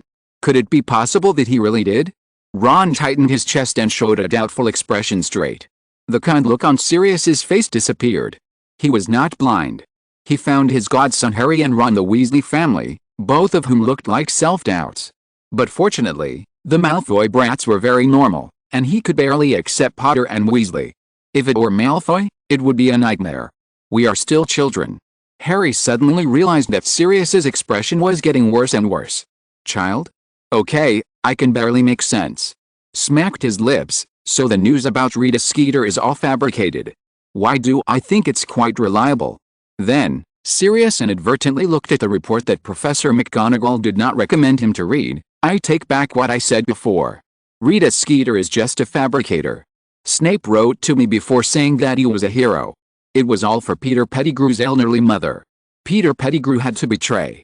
The arrogant James Potter suspected his friend Sirius and thought that he was unreliable because of his background." Sirius read the report with gritted teeth. This was a rare thing for him, and what he hated most was reading it out while reading. To power. He sneaks around people who are more. He has an obvious weakness, his mother. Professor McGonagall interrupted. He is a member of the Order of the Phoenix. Isn't it normal to sacrifice for justice? I am always ready to die. Sirius said impatiently. No. Family is also important. My mother didn't join the Order of the Phoenix just because of us. Ron suddenly stood up. To be honest, he saw his own shadow in Peter Pettigrew. He does not have a God's perspective and does not know that in the original world line, Peter Pettigrew's original words were, Sirius, Sirius, what can I do? That Dark Lord, you don't know, his weapons are unimaginable. I was scared at the time, Sirius. I have never been as brave as you, Lupin, and James. I never did it on purpose. He who must not be named forced me to, which shows that Voldemort surrendered before he even threatened him with his mother, and Ron felt that Peter Pettigrew was like him, willing to die for his friends, but if his family was involved, he might betray him, but after the betrayal, he was different from Pettigrew. He would choose to die with Harry. Unlike Peter Pettigrew, he ran away and was eventually killed by Sirius. You're still a child. In terms of sacrifice, my brother Regulus died, maybe because of me. My stupid brother, too weak in temperament, stupid idiot, he joined the ranks of Death Eaters. Voldemort's instructions. I know him, he doesn't dare do bad things, but he's in it so deep, and then he gets scared of what he's being asked to do, and he wants to quit. Well, you can't hand Voldemort a resignation letter and be done with it. Either work hard for the rest of your life, or die. Sirius looked at Ron in surprise. He had thought that Ron was like a follower behind Harry, but he didn't expect him to be so courageous. Then he talked calmly about his brother's death. You're crazy, he's your brother. Ron said indignantly. This is his choice. I have persuaded him to come to us, but before Voldemort showed his true face, many people thought that his opinions on some things were correct. My parents and Regulus saw as yes.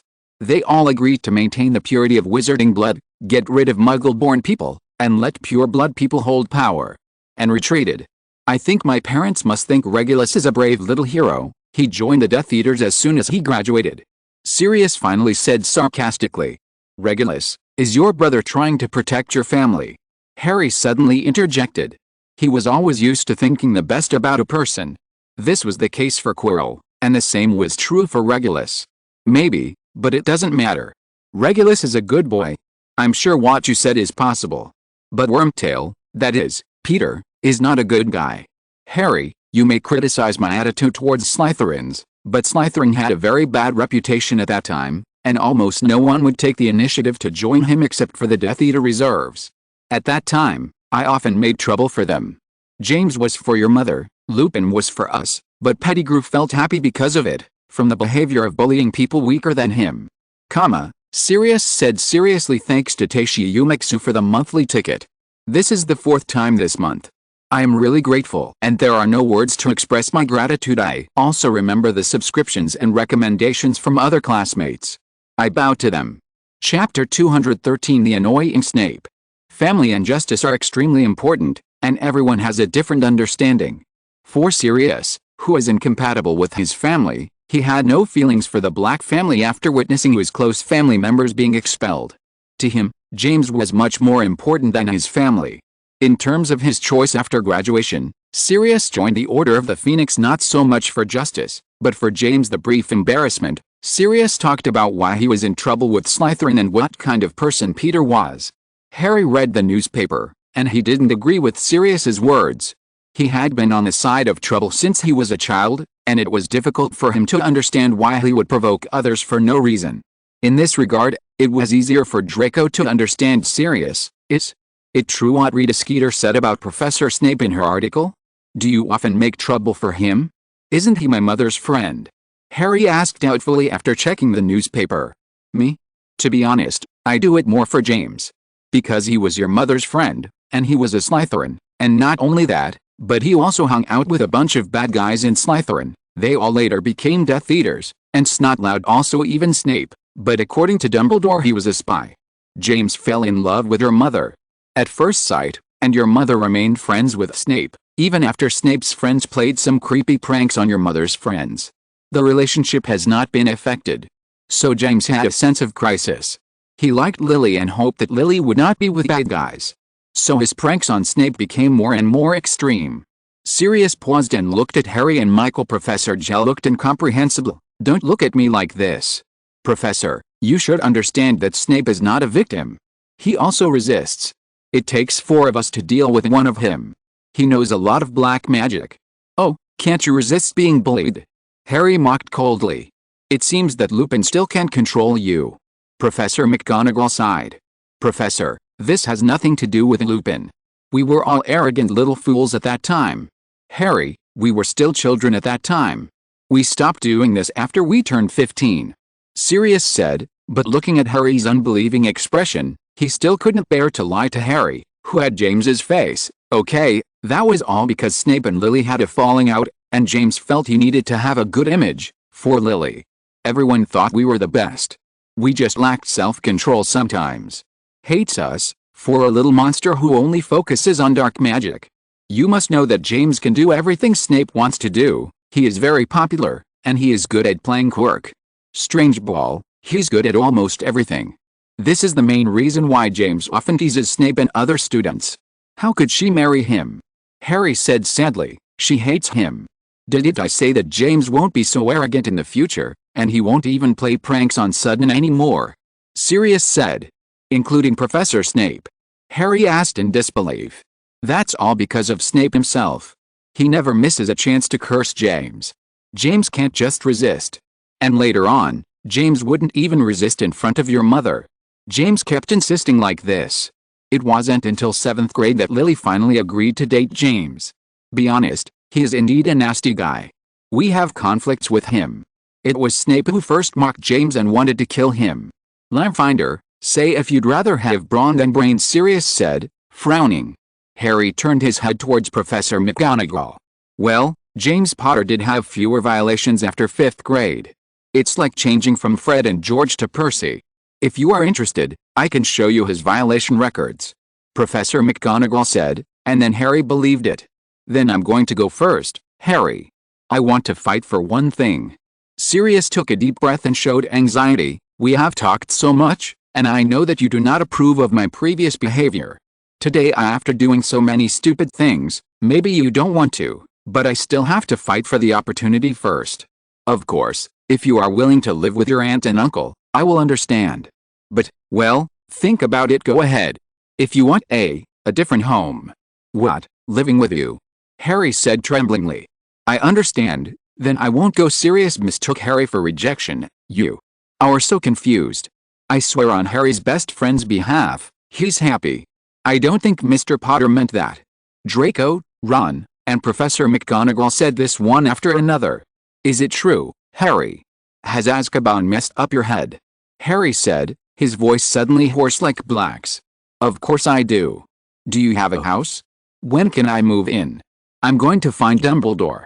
Sirius stood up suddenly and turned his head, but it could be seen from his choked tone that he was crying. "You can ask Draco. I inherited black with all my family's inheritance. I want to give you a prince-like life." After a while, Sirius disappeared, and his happy footsteps slowly became louder and quieter until they disappeared at 3 o'clock. On the way outside the castle, Harry kept thinking about Sirius' words. "I finally thought about where the sentence behind Sirius Black came from."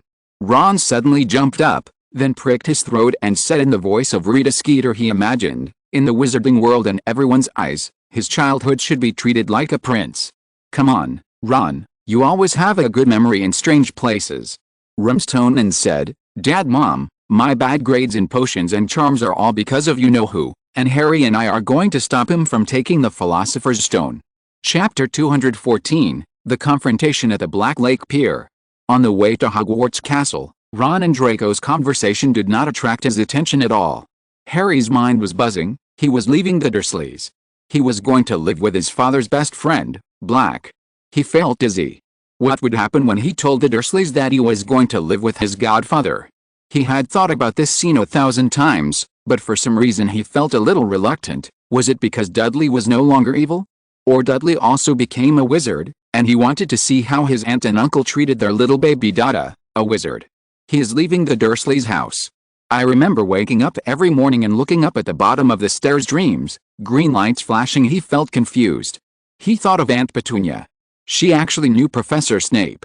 According to her, Professor Snape was even a friend who grew up with his mother. For some reason, he suddenly remembered his previous suspicion that his father and Snape were also friends, but they only parted ways because of his mother's death. Again, Snape was a spy sent by Dumbledore to join the Death Eaters, so when he was still a student, he was it. Is that why he keeps hanging out with Slytherin's Death Eater reservists, even when they do bad things to his mother's friends? Could this be why he and his mother parted ways? Although Sirius said they were friends, it was possible that Snape and his mother were a couple before, and his father always thought Snape was a bad guy and wanted to break them up. After Snape broke up with his mother because of Dumbledore's mission, his father took advantage of the situation and they became a couple. Voldemort is a guy who doesn't care about the so-called pure blood theory. Harry discovered this during his conversation with Voldemort.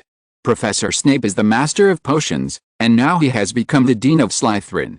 Snape is good enough. So if Mother and Snape had been together, would Mother have survived? No wonder Professor Snape couldn't stand him at first and wanted to ridicule him. Snape's sudden change of attitude was because he had the same green eyes as his mother, and he was good at potions, just like his mother. On the lawn not far from the Black Lake Pier, Harry worriedly expressed his suspicion. "I think, Harry, you are overthinking. Why would Dumbledore let a student do these things?" Ron said decisively. "Isn't that what I am? Didn't Dumbledore arrange for me to stop Voldemort? He just wouldn't force me to do it. Dumbledore respects everyone's choice. Even if I don't go to the 4th floor at the end, he will not force me to go. Professor Snape may be like me. He became Voldemort's undercover out of justice. It is more likely it's because of my mother. My mother is a Muggle, and he would also want to bring down Voldemort for my mother's sake," Harry said excitedly, much of Dumbledore. "This is your bad habit, Harry, just like Quirrell and Peter Pettigrew. I don't think Dumbledore has the so-called respect. He upholds justice. Apart from justice, for example, your free will, Harry, is not important. He just makes you think you have a choice. For example, when we went to the Forbidden Forest, we were caught on the rooftop. Maybe it was because we were careless and forgot the invisibility cloak. But he clearly knew about the existence of the you-know-who and still arranged for us to go to the Forbidden Forest. Harry, your forehead hurt so much at that time that you couldn't even stand steadily. If the you-know-who attacked you at that time, it would be so dangerous." Draco said. He has always been wary of Dumbledore. How could a wizard who could defeat so many dark wizards and sit firmly in the position of headmaster despite his father's targeting be a White Lotus? Forehead, yes, this must be because Dumbledore is good to me. When I faced Voldemort in the Forbidden Forest, I was in so much pain that I couldn't stand still, but afterwards I felt no pain at all. On the contrary, my forehead was like a second heart at that time. Dumbledore allowed Quirrell to continue to be the defense against the dark arts professor in order to draw out and hone the power in Harry to defeat the mysterious man. You see, Harry was so ordinary in the beginning. It was only because Peeves didn't dare to approach him that he became extraordinary. To be sleeping, his power actively bloomed for the first time. He knocked down Quirrell, who was possessed by the mysterious man, and 2 people second-rate. Dumbledore came to teach us the second time and observed your power up close, Harry. He must have noticed at that time that your power was not perfect yet. So he arranged for you, Harry, to meet with a mysterious man who was awake but weak enough to need to absorb unicorns to restore your strength. At that time, Harry, your strength was unstable, and you even suffered from pain for a while. Words fell, a ray of light flashed from the wand in Harry's right hand, and a beautiful, noble, and sacred life was born from the light. It is different from the ordinary phoenix. It is not red with a noble gold edge that is as full of vitality as blood. Its whole body is misty, like a rainbow blooming from the sky after a rain, dotted with beautiful and charming glow. Crimson bird suddenly fell from the sky, as big as a swan, with a shining golden tail and claws as long as a peacock's tail. Chapter 215 Rita Skeeter's New Gains. Next to Curado Pier, 2 phoenixes danced around Harry Potter. The phoenix that suddenly appeared played a strange and beautiful music with a holy and high-pitched voice next to the bird conjured in Harry's hand. Is this Ravenclaw's phoenix? Ron looked at this beautiful creature that suddenly appeared infatuatedly. Harry, your spell can also summon the phoenix. This is more likely to be Professor Dumbledore's phoenix named Fawkes. Draco was surprised at first, and then said after thinking. Not only the phoenix was attracted by Harry's bird, but there was also a group of students having fun outside the castle. Look. That's a phoenix. I bet you a galleon that Harry Potter just turned into a phoenix. So Ron Weasley's story is true. They really stopped the poachers. Where is the invisible beast? Harry, let's go quickly. Draco shouted quickly when he saw this. He doesn't like too many people surrounding him now. It's like watching a clown. He suddenly realized that he was stupid when he tried every means to attract the attention of Harry and even other people. If the Time Turner can really change the past safely and harmlessly, he must use the confusion spell on his past self. Harry, how can you cancel this thing? Ron originally disagreed with Draco's idea of leaving now, but he found that his stomach was already growing. This reputation has been established and will not disappear even if they leave now. If it delays dinner time, that's not okay. I'll give it a try. I don't know. Before, it flew directly to the target I wanted to attack, such as the back of Quirrell's head. Harry didn't know how to cancel. He only knew that his whole body was warm now, and the warmth from the wand had spread all over his body along with the birth of the phoenix. Seeing the crowd in the distance getting closer and closer to them, Harry could only think silently in his heart, I am safe now, can you disappear temporarily? Accompanied by the colorful glow, the phoenix stopped in midair and blinked at Harry like a wise man. And then, for some reason, it didn't obey Harry's command and disappeared. Just as it had sunk into the back of Quirrell's head, it had sunk into Harry's heart. Phoenix Fox on the side turned his head to look curiously, and then disappeared with red sparks. Harry and others also took this opportunity to escape back to the castle. Harry, are you okay? Draco gasped. They had just escaped, but now he thought about the phoenix sinking into Harry's body. As Malfoy, whose ancestors all tended to favor dark wizards, he knew this kind of magical phenomenon very well. This is backfire. If a black wizard uses the most advanced white magic called Divine Guard, they will summon a large number of maggots and then be swallowed by it. And just now, Harry's phoenix, like the failed version of the Patronus charm, did not disappear, but submerged into his body. What's the matter? Harry isn't even breathing like the rest of us. Harry, when did you get into such good health?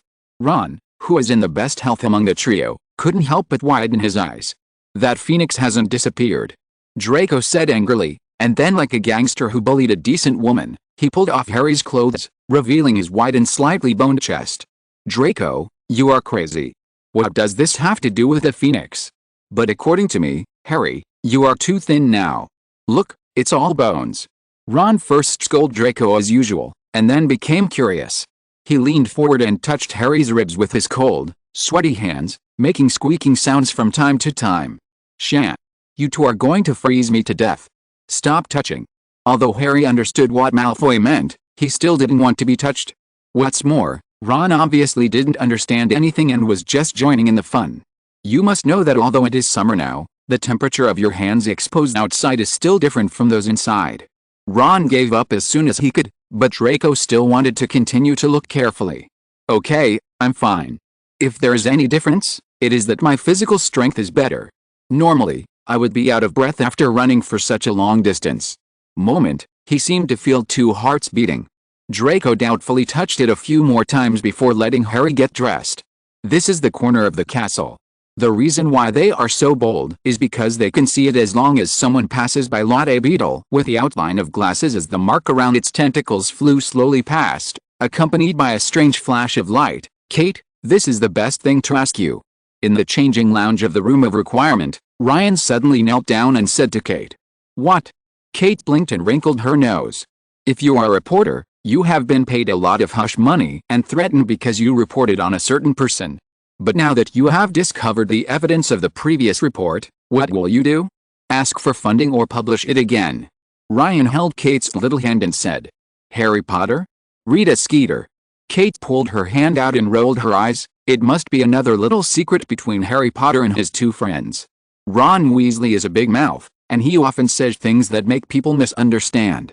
In words alone, even I can write a long love story between the three of them, let alone Ritaski. But if it was bastard Rita Skeeter, she wouldn't have been able to publish it based on just written evidence. Ryan, you almost said it bluntly that Rita Skeeter would once again take advantage of the complicated relationship between the three of them. Is it a photo? How did she take it? Kate looked confused. This is a secret you should have known, but Kate, you are so awesome. Last year you had a run-in with Rita Skeeter, over your disdain for your nickname Rita Skeeter II. But you took her down before I even put the knife in your hand," Ryan said, sitting on the couch again. As a reporter with a lot of output, she will inevitably have weaknesses and omissions, especially the reports when she first debuted. "I am just good at sorting out information from words. Also, speak human language." Kate naturally took Ryan's left arm and said easily, "She is an unregistered animagus, a beetle," Ryan said calmly. Chapter 216 Half-Blood Wizard Dean. Ryan is not a gossip, but he is different from normal wizards. His thoughts have already reached an incredible level. It is even said that if Ryan himself did not control it intentionally, he could clearly sense a dead leaf falling from the tree even deep in the forbidden forest outside the castle. So how could Harry, who was the focus of his observation, not be noticed by his every word and action? To be honest, Harry Potter's brain circuit is really interesting. Snape was indeed a spy for Lily Evans. Harry guessed this correctly, but he mistakenly thought that Snape was a spy when he was a student. It was really interesting. The most interesting thing is that Harry Potter may not have noticed, and Sirius Black seems to think so too. That's why he couldn't help but say something fair about Snape in this way. Snape was whitewashed in their hearts. Potter, in the form of the Phoenix incarnation that Ryan learned before. Is this a coincidence? This means that even if Harry Potter is an adult and does not have the Voldemort bug, he ingested the spell through Harry's blood, so that the spell disappeared, but the power is still in both of their bodies. The power is still not will retreat. This spell was actually cast by a talented witch with her life. It is like a continuation of Lily Evans, another living version of her. Logically speaking, this talisman should not disappear when Harry Potter becomes an adult, but in order to maximize the protection of Harry Potter and make this talisman stronger, Lily Evans took the initiative to impose a restriction on it, protection until he reaches adulthood spirituality than the original world line. There is a kind of cold calling. Mom, you feel cold. Since Harry Potter entered Hogwarts, he felt the presence of his enemy Voldemort. Ron Weasley guessed correctly, and he did gradually wake up in contact with Voldemort. Finally, at the dock of Black Lake, Harry thought thoughtfully, as if speaking to his mother, "I am safe now." And the spell that was Harry's mother would naturally retort, "No, you're not safe." The spell then read the part of Harry that was infected by Ryan, and it remained in Harry Potter's body forever in the form of a phoenix. However, Harry without the plug-in would not be able to obtain immortality like Ryan. He could only summon it when needed or in danger, and he couldn't even use it as the incarnation of a phoenix, and he couldn't see the mark left on his heart when it transformed into a phoenix. That energy is of the same nature as the love energy studied in the Hall of Love in the Department of Mysteries. Ordinary wizards cannot feel it, and the same goes for Harry Potter. However, that letter should have had an effect. Ryan thought this way. On the other side, the Great Hall of Hogwarts was noisy. Over at the Gryffindor table, Fred and George were chatting happily with Lee Jordan.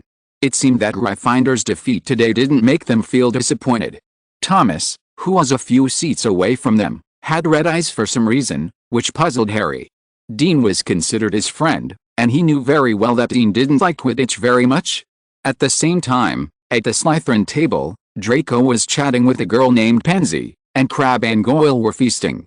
Here in Ravenclaw, Harry was surrounded by others, being questioned about the Phoenix and the rumor that they had broken into the restricted area in the corridor on the 4th floor. Fortunately, Ron is here. He is like Harry's agent, answering all the questions and changing the protagonist of the story to himself. The Phoenix that just appeared at the Black Lake Pier was said by him to be the Ravenclaw Phoenix, the one hidden in the Astronomy Tower. It was about to leave Hogwarts with its invisible beast friend, just before leaving. Come thank them. The other Phoenix was Dumbledore's Phoenix, Fawkes. They were friends, and it was here to see off the Ravenclaw Tower Phoenix. As for the story of the restricted area in the corridor on the 4th floor, he kept his mouth shut and remained unfathomable. This is top secret, Ron said. Dean Thomas, and Harry Potter, please come here. Professor McGonagall suddenly shouted. Dean? What's going on between him and Harry? Ron asked confused. Dean looked like he already knew. He wiped away his tears and walked forward along the passage between the Gryffindor and Hufflepuff tables, and Harry was very confused. He could feel hundreds of eyes staring at him, as if each eye could not be a searchlight. The buzzing chatter became louder and louder. It seemed like an entire hour passed before he finally reached Professor McGonagall. Is it about Sirius? But what does this have to do with Dean? But fortunately, although it was dinner time, It was not the end of term dinner smile on her face. Harry and Dean walked past the staff table. There was no one up there at this time. It seemed that the other professors were busy doing other things. Harry and Dean walked through the door and out of the Great Hall, finding themselves and Dean in a small room with portraits of wizards hanging on the walls on both sides. In the fireplace opposite them, the fire was burning brightly. It was a cool-toned flame that exuded a cool air, bringing a little bit of coolness to this hot summer. As they entered, the faces in the portraits all turned to look at him, and Dean he saw a crumpled witch swipe out of her frame and into the frame next to hers, where a wizard with a walrus beard appeared. A wrinkled witch began to bite his ear quietly. It was indeed Sirius. He and another wizard wearing a purple top hat were chatting, and Sirius seemed to be very excited. He has seen that wizard. He bowed to Harry once in a shop when he was little in the Leaky Cauldron. But this time, DJ didn't look at Harry first. He looked at Dean with a special expression of pity. "You should have received the letter, Dean. My name is Daedalus Diggle, your father's friend. Your father did not abandon you. He was killed by Death Eaters to protect you and your mother." Diggle said in a nostalgic tone, and then took out a Gringotts key, which belonged to Dean's father.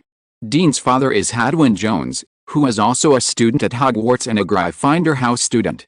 If you're listening to this novel on a channel other than Fanfic World, it means they downloaded and uploaded it without effort. We cordially invite you to visit our channel, Mundo Fanfic Novelist. There you'll find the original version of this story, and you can explore many other novels of various genres.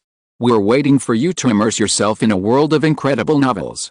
Chapter 217, New Pure Blood Theory. Dean Thomas is a guy who is barely a friend to Harry. If they weren't in the same college, I'm afraid the relationship between them would be even closer. When Dean and DJ were talking in a low voice, Sirius seemed to see Harry's confusion. "Hadwin Jones is a classmate of the same class as me. He left the wizarding world as soon as he graduated and reasons chose to live in the Muggle world, but then he returned to the wizarding world for unknown, and finally died because he refused to join the Death Eaters. Dige is a friend of Jones, just like me and James, but even he doesn't know about the existence of Dean and his son. It seems that Jones really cares about them. Can you believe it?" Before receiving the letter, Dean actually thought he is a little wizard born as a Muggle, and his mother doesn't even know. Sirius sighed. "Care? I don't quite understand," Harry said. He didn't understand that he had to hide his marriage from his friends. If one day he got married, Ron and Draco would definitely know about it. And according to Sirius, not even Dean's mother knew about his father's wizard identity. "I have to hide it from my family. Is this really love? Why should I hide it?" "Harry, you haven't experienced that period." At that time, the power of the Death Eaters had spread to Britain. Their first step was to use force to ask some outstanding non-Muslim wizards to join them. At that time, some wizards chose to hide in the Muggle world. Dean's father Jones is one of them. As the Death Eaters' power spreads further, they are targeting pure-blood wizards living in the Muggle world. If they are married to Muggles, they will give priority to killing the Muggle partners of their hunting targets. At that time, you were a wizard but you couldn't protect your Muggle family. You could only choose to stay away from them. It would be best if they didn't even know the concept of wizards. Sirius said with lingering fear. "How was Dean's matter discovered? Did his father leave a letter to DJ?" Harry asked curiously. "This is a coincidence. It must be Jones who is secretly guiding DJ. Diggle is a guy who likes to wander around in the Muggle world," Harry said. "He used to bow to me in the shop. He is a very crazy guy. It is said that after Voldemort lost power, he even created meteor showers in Kent County. This seems to be even better. Newspapers from the Muggle world. Too bad I missed it, of course, at that time I was hunting Peter." I seem to have digressed. "You should understand what kind of person DJ is, Harry. A few days ago, when he was passing through Plymouth, Devon, while resting in a Muggle world pub, he saw his friend Hadwin Jones on the old newspaper used as wallpaper. Jones in the newspaper. It seemed that he was some kind of fishing champion who caught a 7-foot-long, 183-pound blue shark. During the interview, Jones also lamented that it was a pity that this was a blue shark and he couldn't take it home to share with his wife and children. In this way, DJ learned that Jones still has a wife and children, and how easy it is for a wizard, especially an unruly wizard like DJ, to find someone. In less than 2 days, DJ found Jones's wife who had remarried, and was even more surprised to find that Jones's child is a wizard and an excellent Gryffindor. When he said this, Sirius couldn't help but wave. He shook his fist. as if to vent Harry's depression about not being a Gry finder. However, this incident also gave evidence to some stupid guys. Sirius said gloomily. What evidence? Harry asked. Sirius's sudden frustration made him decide not to complain about the attitude of looking down on Ravenclaw House that Sirius just said. Most of these guys are from Slytherin House, and they belong to the unwelcome part of Slytherin. Pure blood theory. Sirius said the word with a gloomy look on his face. Harry Potter. I didn't pay attention just now, and we met again. The excited DJ said in a shrill voice, This is Dean Jones, my friend's son. We are friends. Harry looked awkwardly at Dean, who was holding his tears aside. He seemed to have regained his composure, but his fingers were holding the key tightly and were slightly white. It must be Merlin. James's son and Jones's son have become friends again. What were you talking about just now? DJ finally managed to regain his composure. What did Sirius say about the new Slytherin pure blood theory? Harry replied. I know that. They are pretty good guys. They think there are no mudbloods in this world. The ancestors of the so-called mudbloods must be wizards. They are just compatriots who were accidentally left behind in the Muggle world. DJ said. Sirius on the side couldn't help rolling his eyes. Don't think that because they believe this theory, they won't look down on mock wizards. They are the ones who look squarely at mock wizards and regard them as their opponents. Harry, I have done homework on your game, just like Terrence Higgins, the seeker of the Slytherin team in your second game. He is the son of a guy I know well, other Slytherins. As far as I know, Harry, you have made him unable to resist using tricks. The Higgins family is like this. They usually appear to be upright and polite. But when it is necessary or someone is worthy of their tactics, he will play dirty. You must know that a dog that bites doesn't bark. Sirius warned Harry and Dean. Dige, I haven't finished what I just said. What else do you want to do in Hogwarts besides seeing Dean? Sirius asked curiously. I am planning to take Dean back to the Jones family's ancestral home for the summer vacation. I have already won his mother's permission. I want to ask Dean in person again. DJ said happily, but Sirius couldn't help but frown. I'm similar to you. I also wanted Harry to be with me. But not just for the summer vacation, I wanted him to live with me in the future, but Dumbledore rejected me. Sirius said in an almost roaring tone. Skeeter's report, and I don't believe the rest. But on the matter of Harry being adopted, I agree with that woman's statement. I also applied to adopt Harry, but Dumbledore also rejected me. DJ said depressedly. Okay, it's time for me to go, Harry. Sirius looked disappointed, as if he was avoiding something. He thought he would be able to live with his godson in the future, and he told him in advance. But now he has let Harry down, which is why he kept talking about other things when he first met Harry. What? About summer vacation? Dumbledore can't let me stay at Dursley's house even during summer vacation. Harry said with a slight anger. I didn't ask. Sirius turned back sharply and smiled bitterly. The system malfunctioned yesterday and I almost thought that my full attendance was ruined. Chapter 218 Year-End Dinner. Ryan was a fan of Harry Potter novels before he traveled through time. In addition to the novel, he has also dabbled in some of Rowling's other normal settings. For example, Dean Thomas has a wizard father, whom Rowling originally planned to write into the book. There are many stories about him in the draft. But in order not to steal the presence of the prime supporting character Neville, Rowling still did not add it when she officially wrote it. Ryan has always been curious about this setting. In his daily life, in addition to taking care of the family business, studying magic, accompanying Penelope and Kate, and teasing Hermione from time to time, he has also been exploring additional interesting stories about the characters who appear in the books. The story of Dean's father is one of them. As a friend of Dean's father, Daedalus Digg is a very busy guy, warm-hearted, and an adventurous wizard. Mad-Eye, Kingsley, Tonks and several other wizards served as bodyguards, riding broomsticks to cover Harry. Lee went to number 12 Grimwald Place, where the Order of the Phoenix was stationed. In Harry's 7th year, he and other wizards once again accepted the task of protecting the Dursley family from moving. He is also a member of the Order of the Phoenix, but he is not an employee of the Ministry of Magic. He is a vagrant who hardly works and spends all day doing things or taking on some commissions that interest him. The Leaky Cauldron was where he spent most of his time. Like Dean's father, Ryan arranged for his employees to write a letter asking him to investigate the evolution of aquatic magical creatures in Plymouth Harbor, Devon. As for the old newspaper that made him discover that Jones still had a wife and children, whenever he arrived in Plymouth, he would always let him see that Ryan had everything arranged. In this way, a hero who dies protecting his wife and children will not be considered by his wife and son as a guy who abandoned his wife and children. On the other side, Sirius, who received Dumbledore's affirmative answer, hugged Harry and kept spinning in circles. "What? I've already planned to invite you to my house during the summer vacation," Ron said depressedly while lying on the bed in the Ravenclaw dormitory. "I want to, but Sirius almost thought he could live with me, but he was disappointed." "I have to agree to him," Harry said. Neville and others on the side curiously asked about the fourth floor. Everyone has close relationships. Ron didn't want to talk about Voldemort to others, but he had the desire to talk to his roommate who had been with him day and night for a whole school year. "Do you know where Professor Quirrell has gone?" Ron looked mysterious.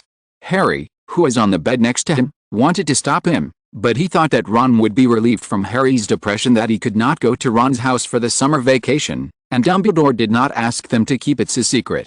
And Hogwarts is not a place where secrets can be kept. Hogwarts Castle is full of portraits, each of which is a source of information to the outside world. In addition, Dumbledore has no intention of hiding these. On the contrary, he hopes to let everyone realize that Voldemort is not dead yet, and they must always remain vigilant. Otherwise, why did so many people know about Ron and send him candies after he arrived at the school doctor's office? Forget it, let Ron talk, Harry thought.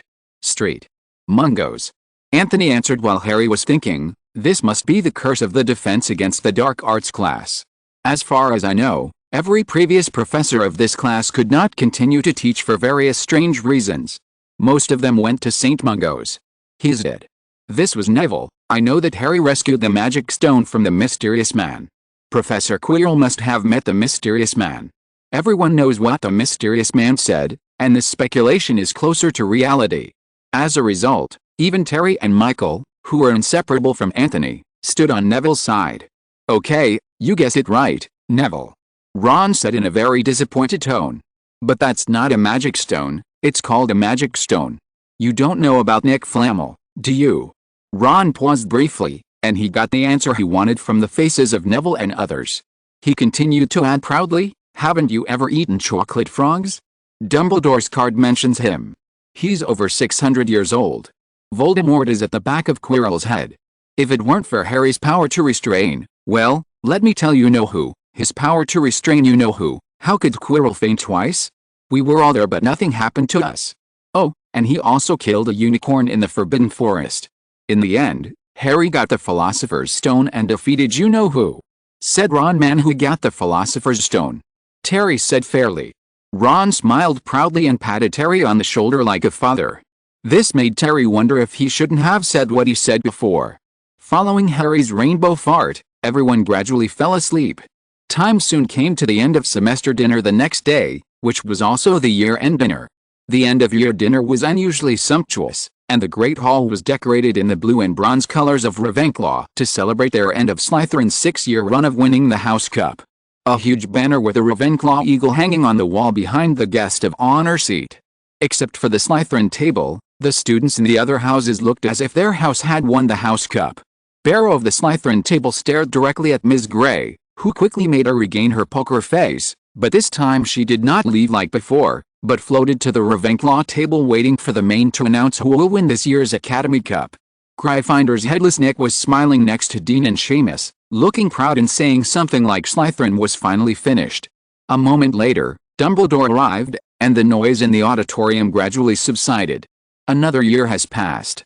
Dumbledore said happily after a lot of pleasantries, and finally entered the topic. "Now, as far as I know, we first have to conduct the Academy Cup award ceremony. The specific score of the Academy as follows: 4th place, Hufflepuff, 352 points, 3rd place, Gryffindor, 412 points, Slytherin, 452 points, Ravenclaw, 400.76 points.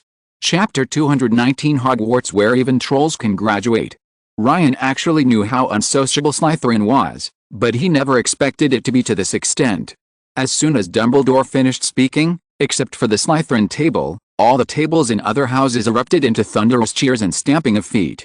Everyone at the Ravenclaw table raised their glasses to express their gratitude to their hero, Harry Potter. Ron stood up next to Harry, looking proud, as if he was the one being praised. Ryan thought it would end like this. After all, Harry's college had already won the Academy Cup this time, so Dumbledore wouldn't give them extra points again, but Ryan was still naive. "I would love to call it a day," said Dumbledore, "but recent events must also be taken into account." Weasley broke into the restricted area on the 4th floor. Along the way, they violated more than 100 school rules, not to mention breaking into the forbidden 4th floor. So there is still hope for Slytherin. The third-placed Gryffindor was 40 points behind them, and the first-placed Ravenclaw was 24 points ahead of them. Although Draco Malfoy would also let Slytherin deduct points, the three of them protected the school's property after all, and the points would not be deducted too much. In addition, if the rankings did not change, Dumbledore would only continue talking if his brain was twitching. Slytherin is firmly in first place. Dumbledore cleared his throat. Quiet. The Slytherins immediately fell silent and looked at Dumbledore expectantly. The other three houses were not blind and could not see Slytherin's expression panic, praying that Slytherin wouldn't take first place. "I have some final points to distribute. Let me see. By the way, the first one, Mr. Draco Malfoy." Draco's face suddenly turned pink, like a plum peach. He faced a fire and calmly carried out logical reasoning. "I will reward Slytherin House 50 points, except for a few Slytherins who were short of brains." The sudden extra points did not make most Slytherins happy. Even if Slytherin is already number 1 in terms of points, they understand one thing. If this is a bonus point, then there is no chance for Slytherin to be number 1. No. What? A bonus? Why? Don't you applaud? We have regained first place. The Slytherins' voices almost overturned the enchanted ceiling, and the stars above their heads seemed to be shaking slightly. Second item, Mr. Ron Weasley. He won the most exciting game of chess at Hogwarts in many years. I awarded 50 points to Ravenclaw House for this. Ron stood up proudly. After many years of experience, he had developed a cheek thicker than the city walls. But to his disappointment, not many people applauded. It wasn't that they weren't surprised by what Ron had done. But Ron had told this story over and over again in the past few days, and when Dumbledore mentioned Ron's name, they knew why he got extra points, and they knew they would give him extra points. But Percy still didn't miss this opportunity. He loudly told the other prefects, "It's my brother, as you know. My youngest brother." He successfully passed Professor McGonagall's giant chessboard array. Item 3, Harry Potter, said Dumbledore. The auditorium suddenly became extremely quiet. He showed fearless courage and extraordinary courage.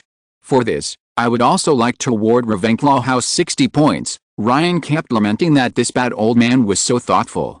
He must have seen Slytherin's thoughts, and then deliberately mentioned Draco's bonus points first to dispel their unrealistic expectations. Then, the scores unexpectedly came out early, before they left school. This caught Ron off guard. Now he had to get the points back, and there was no buffer time. Ryan was naturally tied for first place with Hermione, but Hermione was not happy about this. This was because he had deducted a few points from the history of magic.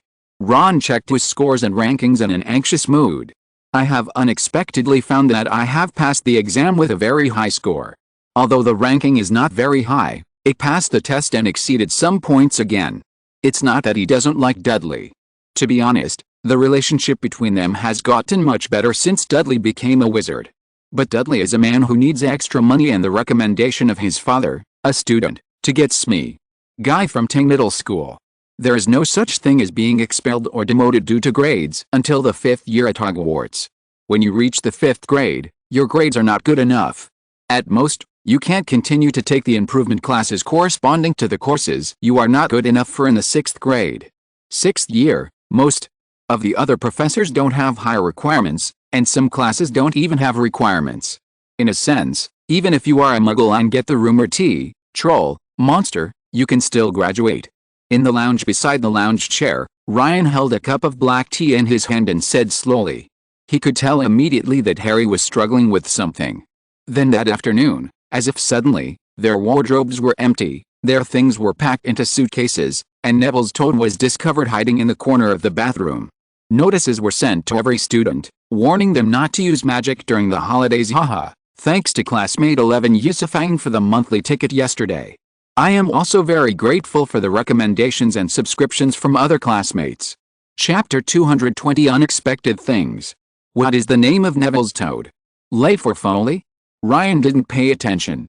When recalling the previous memories, Ryan discovered that when he first arrived at Hogwarts Castle, it was called Foley, and it has been called Lifo ever since. What's interesting is that it was found next to the Black Lake at the beginning, and after the Battle of Hogwarts, it jumped into the Black Lake and escaped from its owner. In a sense, Neville is still Leif. They all felt that they were finally free. The reason why Ryan thought of Leif was not because he left Neville again. But Ryan discovered something that made his head full of black threads. Leif also had a secret magic power. Although it was very weak, it could still make Neville ignore it. Smith family, being able to see, but the brain subconsciously ignores it. This power comes from the moon, and the power of the Smith family also comes from this. But it's not that the moon has magical powers. The magic power of all things in the world comes from wizards, and the magic power they possess comes from the definition of wizard group thoughts. Moon, a celestial body that reflects sunlight illusion caused by its rotation around the Earth. This phenomenon that it exists but disappears from human vision is believed to be distorted by wizards, and the power generated is secret magic. The Smith family collected it and strengthened it with their own actions until now, and even engraved it into their blood. This is why it is the Phantom of the Moon. If Ryan did not have the skill of thinking, he might choose greater concepts such as black holes and white holes, without realizing it, and even finally choose the concept of the moon that is most suitable for him. Lifu probably also absorbed this power because he was lucky. But understanding is understanding, but Ryan is still unavoidable from being depressed. As a Chinese in his previous life, he is even more troubled by a coincidence: their surname is Lai. In this depression, Ryan and the others, led by Hagrid, boarded the fleet crossing the lake. However, the depressed expressions of some students made Ryan smile again. No matter how great a saint is, he will inevitably draw happiness from the innocuous suffering of others.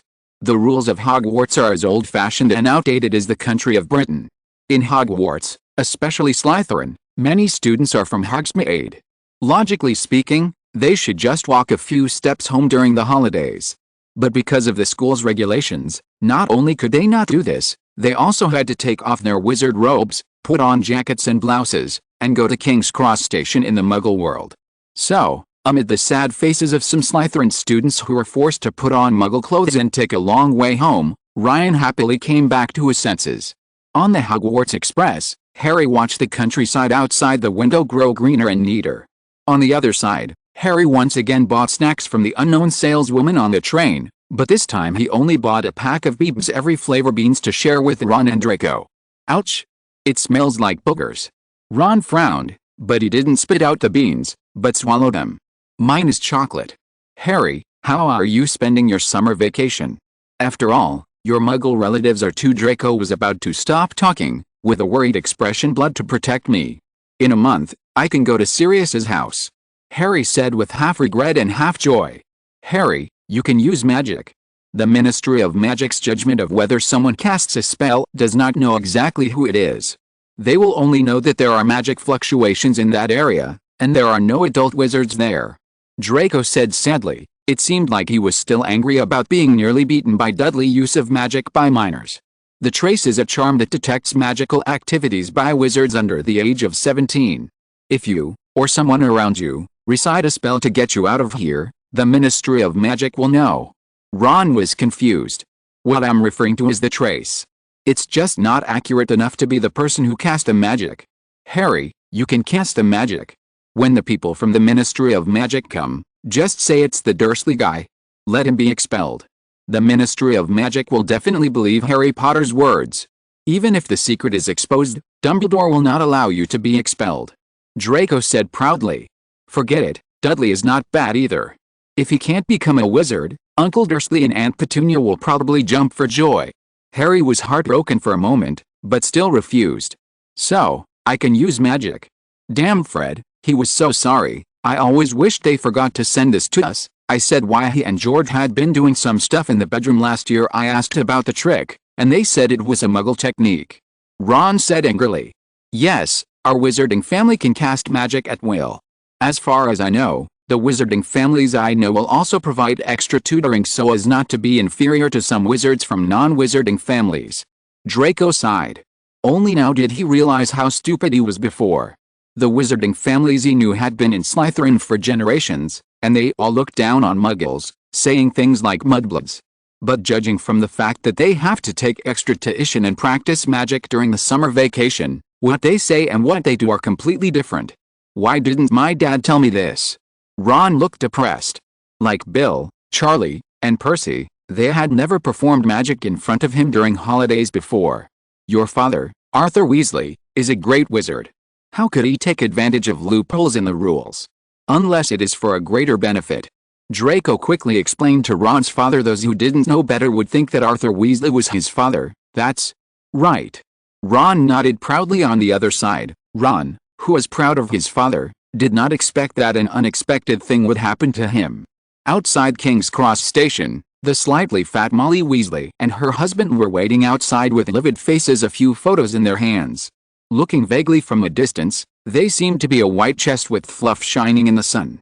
Chapter 221. I bought it. The Malfoy family is just like their surname. They always tend to choose a party that is more beneficial to them, far away from danger and blame. They may not necessarily hold a value unswervingly, and are born opportunists. The same goes for the choice between purebloods and non-magical groups. The original Malfoy, Armand Malfoy, like the ancestors of many other noble English families, arrived in England with William I as part of the invading Norman army. The Malfoy family also talked about pureblood. They still preferred the non-magical group, that is, Muggles. Armand Malfoy also received an excellent land grant in Wiltshire for his unknown and hidden services to William I, where he built Malfoy Manor shortly after 1066. The same is true for the descendants of Armand Malfoy. Relying on their magic, they have made a lot of wealth from catering to non-magical groups. They have managed and expanded their influence by annexing the lands of neighboring Muggles. The land of Walter County, flattering the royal family to add Muggle treasures and art to the ever-expanding collection. On the other hand, in the wizarding world, they also used their wealth to please the rich and powerful upper class, and quickly integrated into it. As for the Muggle world, they were also fully integrated into the British Muggle upper class around 1692, and even successfully participated in Muggle money market transactions and asset transactions. At this time, the Malfoy family can be said to be both wizards and Muggles. But after the International Statute of Wizarding Secrecy was forcibly passed, they severed all ties with Muggle society and showed a face that had never been friendly to Muggles. This incident made the Malfoys understand one thing: it is not enough to have money alone, but also to have power. Therefore, in the following years, the Malfoy family used the wealth gained from the Muggle world to begin to win over the newly established British Ministry of Magic grandfather, Septimus Malfoy. Their years of hard work finally bore fruit, and their power had reached its peak. In the late 18th century, Septimus Malfoy even made his puppet Angus Osbert the Minister of Magic. It was Draco's grandfather Abraxas Malfoy who contributed to the premature resignation of Nobby Lucky, the first Muggle-born Minister of Magic in history. But since the Malfoy family bet on Voldemort, that is, Lucius Malfoy's generation, they are like Mercury going backwards. First, they were fined a lot of gold because of the Death Eaters. In the selection of the Minister of Magic, it also gave Dumbledore's fanboy Fudge the position of Minister of Magic. Fudge's victory was actually normal. At that time, everyone almost wanted Dumbledore to become Minister of Magic, but Dumbledore directly refused his opinion on every decision he made. And he does this in his daily work. In this way, Fudge became the well-deserved Minister of Magic by relying on a lot of letters with Dumbledore. The Malfoys could only swallow their pain and lick their wounds.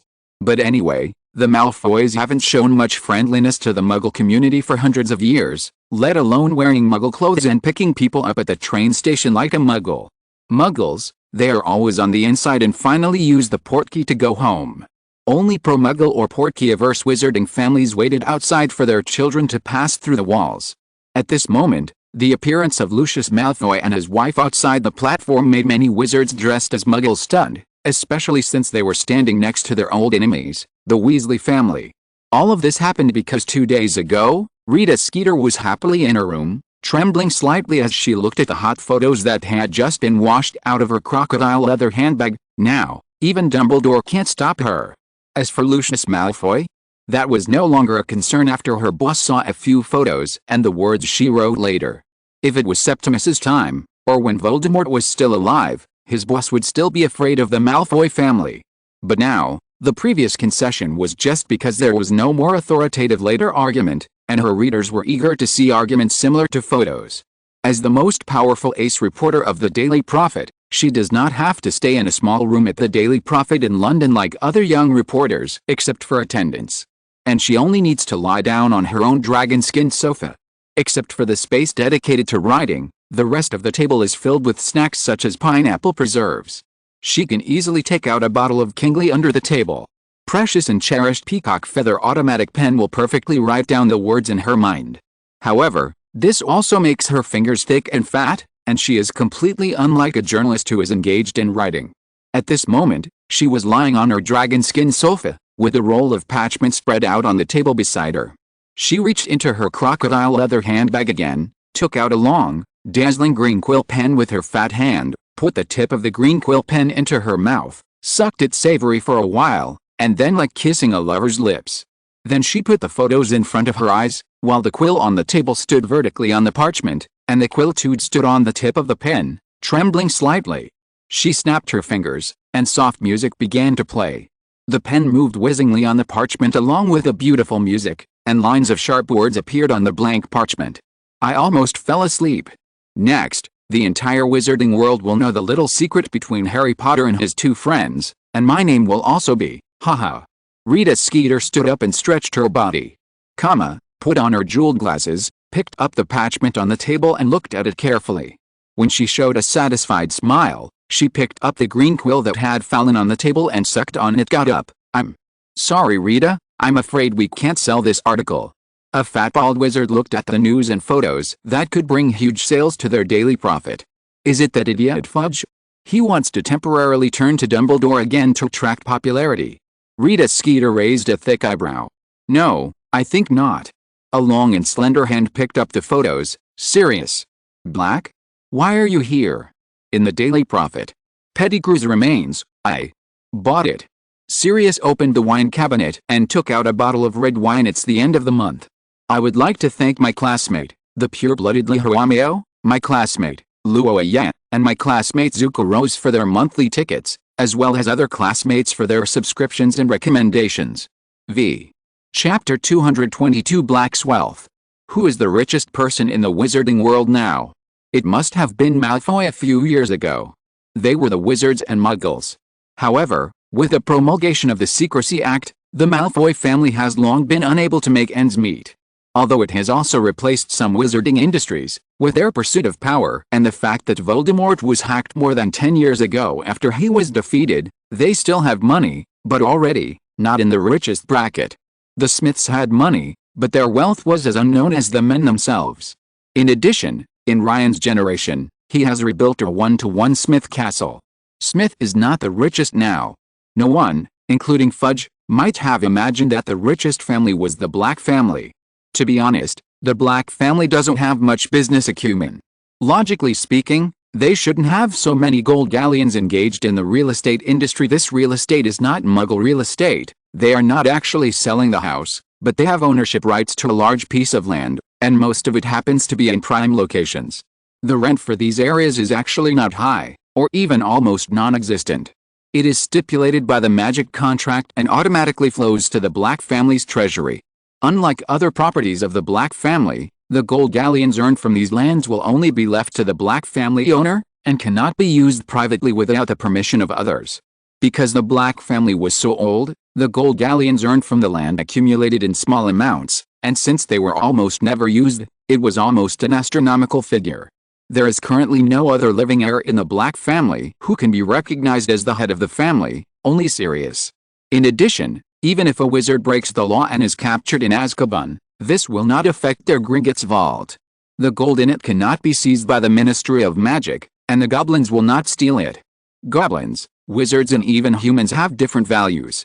In their eyes, they don't have to get your gold galleons, as long as it is in their treasury, Gringotts, they will not steal it, or even it will prevent others from taking it.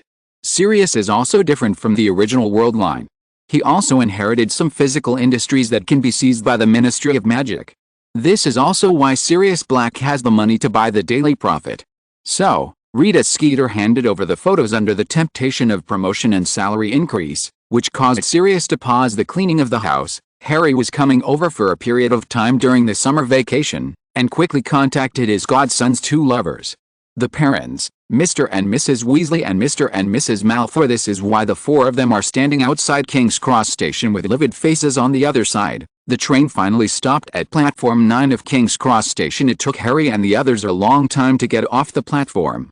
A wizened old guard stood guard at the ticket gate, and only 2 or 3 people were allowed through at a time, so that they wouldn't come out of the solid walls in large numbers at the same time and attract the attention of the Muggles. "You must come to our house this summer," said Ron. "Both of you. I'll send an owl to invite you." "Thank you," Harry said. "I'm going to Sirius' house first, and then I'll come to your house with him." "Ron, I'd also like to see your dad and his great workshop, but my dad's place," Draco said gloomily. "Isn't there your mother?" Ron looked at Draco as if he were an idiot. "I almost forgot. I hope your family will welcome me, especially your 2 brothers." Draco curled his lips. They walked towards the exit back to the Muggle world, and people kept pushing past them. Some of them shouted, "Bye, Harry." "Goodbye, Potter." "Phoenix Guard. You're still so famous," Ron said, smiling at him and looking around to talk about other things. "What are the Phoenix Guards?" Harry raised his eyebrows. "Needless to say, it must be the title in Ron's recent story," Draco said. He knew very well that only Ron could make up such a shameful title. Ron and Draco went through the exit together. How could it be? "Where is Ginny?" Ron frowned, showing a worried look. He knew that Ginny liked Harry the most, and knowing from the letter that he and Harry were friends, she would definitely pester her parents to come with her, and his parents would be happy to bring her over. But now, Ron has an ominous premonition. "Father, Mother." Draco also stopped. He looked at his parents in Muggle clothes and was shocked. What circumstances would make them like this? Was he the one who stopped a mysterious man from using the Philosopher's Stone, and his parents were about to fall to the side of the Muggles? Or was it because he and Luoi had become friends and they wanted to ease their relationship with Ron's parents? It wasn't that Draco was being crazy. No, they were both on the same page as Ron's parents and weren't going full force. Sirius. Harry looked at the scene in front of him in surprise. Sirius seemed to have just arrived, as he did not greet Ron's parents or meet his cousin, Draco's mother. At this moment he was lovingly hugging Uncle Vernon's neck. Uncle Vernon still had the same purple face and the same big beard, but he no longer glared at Harry with angry eyes. Instead, he used the humble, flattering look that would only be shown in front of the big boss who bought their company's drilling rig. And Aunt Petunia was unexpectedly absent. As the vanguard of doting on Dudley, how could she be absent? A Dudley who had been away from her for almost a year and stayed in a magical world that she considered as very dangerous. Ron, Draco, and Harry looked at each other. They vaguely felt that all the differences seemed to be related to the same thing. Sure enough, after Sirius appeared, Ron's parents and Draco's parents both walked towards Sirius stiffly. Mr. Weasley broke the deadlock first. He was a tall, thin, bald man. He adjusted his glasses, stretched out a hand, and walked towards Uncle Vernon. "Ah, you must be Harry's uncle. M.R.S. Weasley." This short and fat little woman kept looking at the wall, as if waiting for Fred, George, and Percy behind her. As for Draco's father, Lucius Malfoy, he held his head high, as if he wanted to imitate his old enemy Arthur Weasley and greet Uncle Vernon, but he couldn't say anything, and then snorted coldly. He made a sound and looked towards Draco. "Yes, I am." "Well, we still have to wait for Dudley. Harry, come here with your friends, this is your godfather," Uncle Vernon said to Harry in an unprecedented gentle voice. "We must be crazy," Harry and his 2 friends said in unison. Chapter 223 At the Dursleys. Harry never dreamed that there would be so many wizards in the Dursleys' house. Aunt Petunia would probably renovate the entire house if she found out. Fred, George, and Percy followed Mrs. Weasley back to the Weasley family, and Draco's mother went home alone. Dudley was driven to Aunt Marge's house by a train ticket from Uncle Vernon, who said Aunt Petunia was also there. So Uncle Vernon, with his plump face, kept moving the cushions around the living room as if he was suffering from an obsessive-compulsive disorder, something only Aunt Petunia could do. If Uncle Vernon really didn't want to pay attention to them, he should be pretending to read the newspaper. Sirius sat calmly on the sofa in the living room, as if he had returned to his own home. Mr. Weasley obviously felt a little cramped, but his eyes still looked around the room unconsciously. It was like a mouse in a rice vat. Mr. Malfoy seemed the most distant among the three adult wizards, with holes in his eyes as if he was thinking about something. Harry looked at Draco and Ron. Both of them clearly felt something was wrong, but their eyes still unconsciously looked towards the stairwell, the place where Harry used to live. The two of them worked hard to find traces of Harry's life, but there seemed to be no trace of the fourth person except the Dursleys in the whole house from the beginning. I said, "Don't you feel hungry?" His words changed as soon as he spoke. But what made Harry feel a little disgusted was that Uncle Vernon actually gave him a look of gratitude for this, which felt like eating booger-flavored BB's flavored beans. I almost forgot, Petunia made some beef pie and mashed potatoes. They are still hot now, Uncle Vernon said quickly, and he pointed to the table next to him, which also had some peas mixed with butter and vegetable salad. Uncle Vernon's words were like turning on some kind of switch, and the awkward atmosphere was instantly broken. Pie? Molly is good at it. Her ham pie and hot onion soup are the best. Also, they run on electricity, right? Ah, yes, I saw the plug. I collect plugs and batteries. Lots and lots of batteries. My wife, Molly, thought I was crazy, but look, I was right. Before? Look, their fireplaces are also powered by electricity. Mr. Weasley turned his head and extended his hand to greet Ron over, looking cheerful. This attitude made the three of them their doubt initial feeling, something bad was about to happen. Until Mr. Malfoy's cold snort brought Mr. Weasley and Harry back to reality. Arthur Weasley, have you forgotten what we are here for? Mr. Malfoy's nostrils were raised slightly, as if he could see people with his nostrils. Come on, Lucius, it's still a long day today. Sirius waved his hand carelessly. He also liked Muggle things law for his stupid and embarrassing behavior. If he hadn't sneaked closer to Dumbledore now, how could he be so pleasant? Arthur Weasley dared to look down on him. Dad, you, unexpectedly? Draco was not at his father's rudeness. Instead, his eyes were red, as if his father had just angrily rescued Ron's father from a burning house. What's wrong with you? Ron was the first to get. He would not allow anyone to treat his father like this. No, you don't understand. My father's attitude, especially towards your father, is like a warm handshake between him and your father. Draco wiped the moist corners of his eyes. In his mind, this was the sacrifice his father had made, dressing up in what he considered lowly Muggle clothes and greeting the Arthur Weasley he always hated warmly. His father may not be as great as Ron's father, but at this moment, he feels that his father is not bad either. Ron, you haven't noticed that Mr. Malfoy has the same attitude towards me as Draco did before? Seeing that Ron still didn't understand, Harry explained to him. Then, Ron immediately understood that he was not slow or unintelligent, it was just because his brain circuit was different from that of ordinary people. And while Harry was communicating with his two friends, the atmosphere on Mr. Weasley's side also became extremely weird. Arthur Weasley knew very well what kind of person Lucius Malfoy was. They were incompatible when they were neighbors, just like the relationship between James and Snape. He just subconsciously treated Lucius Malfoy with his previous attitude, but when he came back to his senses, he showed a strange expression. A flash of lightning flashed through his mind. There was something wrong between Ron and Draco too. Although the Malfoys are evil, they do not treat their family members like other dark wizard families' non-magic groups for hundreds of years. Conscience discovery? Impossible. Lucius Malfoy has no such thing. Then there is only one answer. Based on Rita Skeeter's previous reports, the relationship between Ron and Draco is not only a love rival, but also a complicated love triangle between him, Harry, and Draco. This left Arthur Weasley standing there, not knowing how to greet his current in-laws and his former enemies. Ha ha, here comes the pie. Uncle Vernon glanced at the living room first. Although he noticed that the atmosphere was not right, he still tried his best to smile warmly, and walked away with a plate full of feed while wearing gloves. He came over and said, Ha, hey, all the dishes are here, why don't you eat it?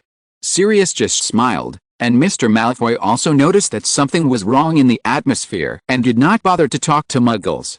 Only Mr. Weasley replied honestly, we still have something to talk about, why don't the children eat first? Hey Zooks you wizards just like to joke.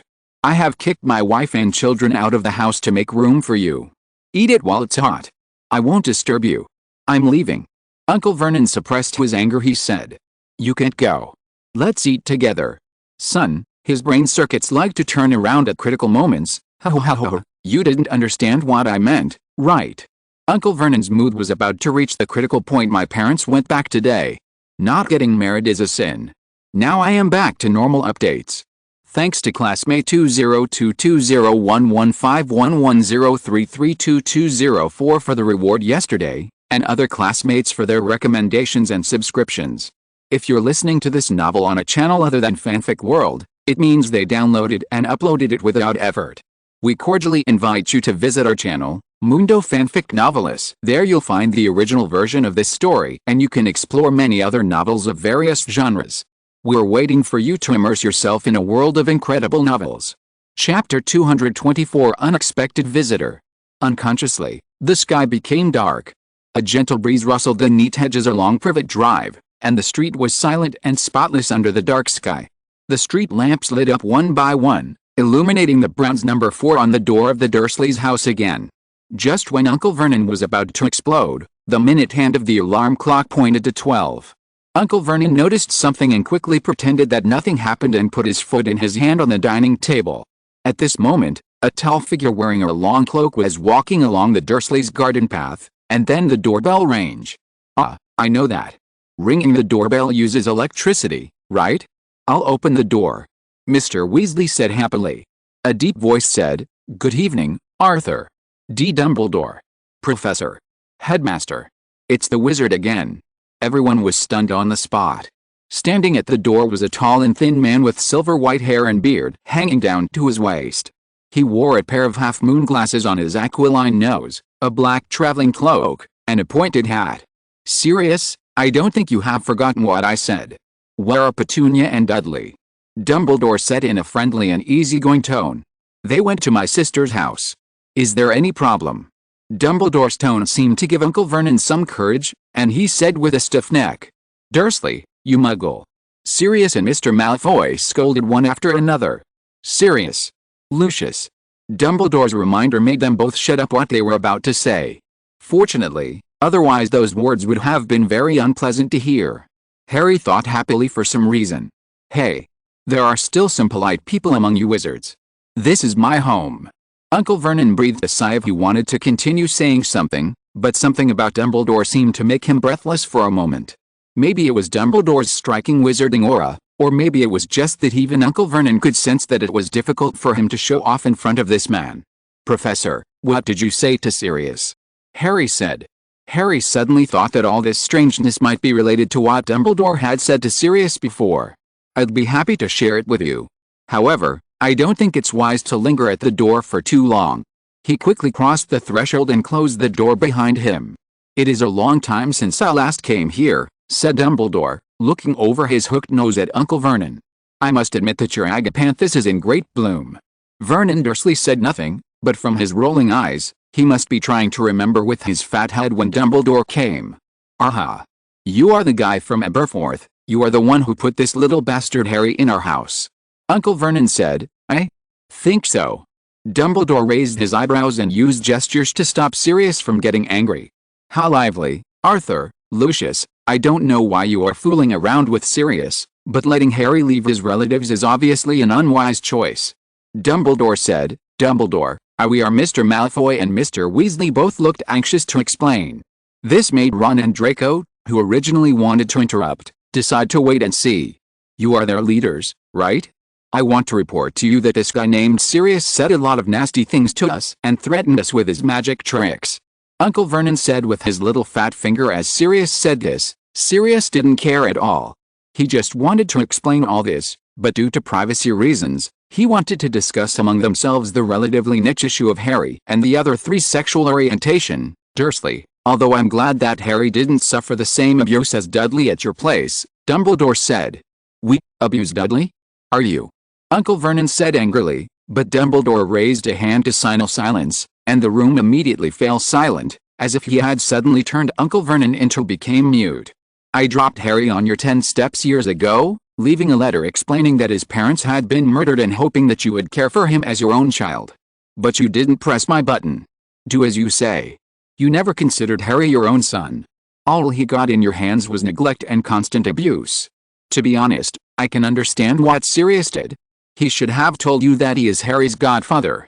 I really want to say something, but no matter how pitiful, unwelcome, and abused Harry is here, you at least reluctantly gave him a place. Even because of him, you attacked by a wizard.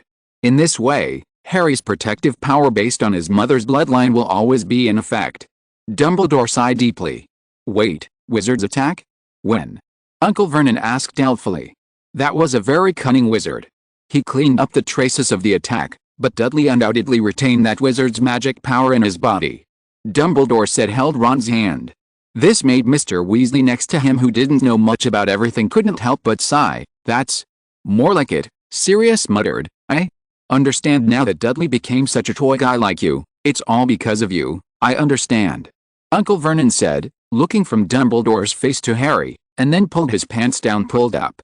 His whole body seemed to be swelling, and his big purple-red face stretched before Harry's eyes.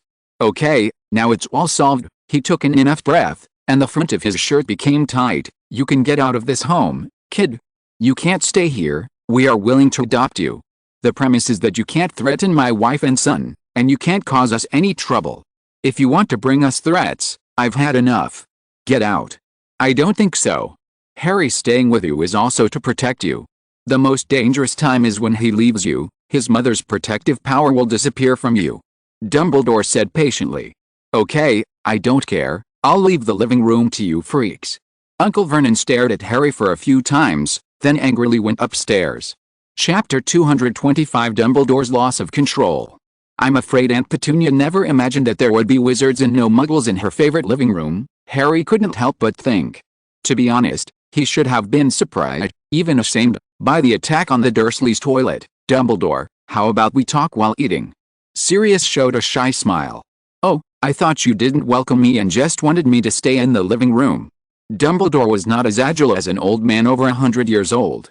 He suddenly pulled out his wand so quickly that all the wizards present didn't look clear. With a flick of the magic wand, the dining table rushed over, and the surrounding sofas quickly retreated, leaving room for the dining table in the middle. In a blink of an eye, when everyone came to their senses, the dining table reached the center of the living room, and the food on it was intact. With another wave of the wand, chairs were knocked over from behind. Everyone sat directly on them, and then followed the chairs to the dining table. We might as well get comfortable, said everyone. Dumbledore cheerfully, returning his wand to his pocket. At this time, Sirius, Mr. Weasley and Mr. Malfoy were all like students who made mistakes, their heads lowered, staring at Aunt Petunia's favorite printed wool rug. Can we eat now? When everyone was embarrassed, Ron had already picked up the spoon and asked in confusion. Ron, Harry reminded softly. You idiot. Draco stroked his forehead. It's really time for the children to eat. Mr. Weasley nodded to the three little ones. Malfoy said sarcastically. So, can I assume that you have something very secret that needs to be solved in private? If necessary, you can go to another room and I will keep an eye on it here. You know, a wizard just attacked here some time ago. Ron, you can eat first. Harry, Draco and you two too. Dumbledore said casually. After hearing this, Ron immediately picked up a piece of food and tied it. No, Dumbledore, I think this matter may have something to do with you. Mr. Malfoy mustered up the courage to say. He had not leaned towards Dumbledore before. Out of his understanding of the greatest white wizard, he would never show weakness in front of Dumbledore or use his words too carefully. But since he turned in the diary, for the sake of his family's life and property, he began to become much weaker in front of Dumbledore. It was a long time ago that he spoke in this tone. Dumbledore also knew this very well, so he frowned. Is it related to Draco? I think so, but it has something to do with both Ron and Draco. Let's finish this quickly.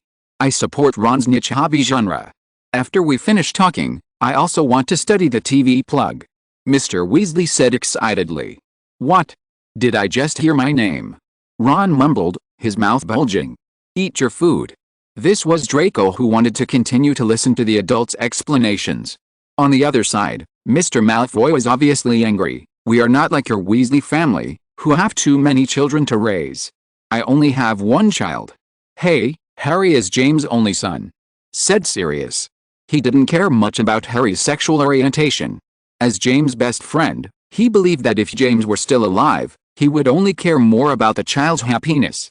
As for whether Lily would be like James, he didn't care. He cannot support a black family. You only have yourself in your eyes, and you never have any responsibility. If Draco's quirks don't change, then Malfoy will probably be as extinct as Dumbledore. Mr. Malfoy was obviously so angry that he lost his mind. Harry obviously found that he was afraid of Dumbledore, but now he dares to talk like this. So, what exactly is that secret? As for Dumbledore, extermination? It was hundreds of years ago that Dumbledore was used to represent his family rather than himself. The continuation of the family had never been a consideration for Albus Dumbledore. But what does these things have to do with him? Lucius, can I understand that what you are talking about has something to do with me? Riddler could only see his hands clasped together without any extra movement. The photo stopped without warning when it was about to touch his plate, then lined up and floated in front of his eyes. Dumbledore's light blue eyes suddenly widened, but he soon regained his composure. Why don't you ask Harry and the others first? The most common mistake adults make is that they use their own to judge children's minds. You have to understand that for teenagers, they may not be as complicated as you think. James has liked Lily since first grade. Sirius questioned. I fell in love with Narcissa before I even went to Hogwarts. Mr. Malfoy revealed directly. Molly and I are on third year. Mr. Weasley said doubtfully, beginning to wonder if something was wrong with him. It's been so long. This was Draco. His pale cheeks were now as red as a peach. I want water. Then there was the sound of gurgling water, and Ron looked at these adults with disappointment. Do you believe what Rita Skeeter said? Draco, I can't help but applaud you. You have finally become a qualified Slytherin. But I didn't ask you to use it for this. Look, what is this? Or would you use a qualified Slytherin's lying skills in this area? And it works so well. Then he also took out a stack of photos and placed them at an angle where Harry and the others could see them. How did Rita Skeeter? How were we discovered? They just care about me. Draco, Ron, and Harry couldn't help but say after seeing the photo. It seems that they really care about you, Harry. Dumbledore said after being lost for a moment. End of this chapter. Thank you very much for reaching the end. Don't forget to like. Looking for more exclusive content and immediate access? Subscribe to our Patreon. Remember, every like, subscription, or donation encourages us to continue. Thanks to everyone. See you in the next video.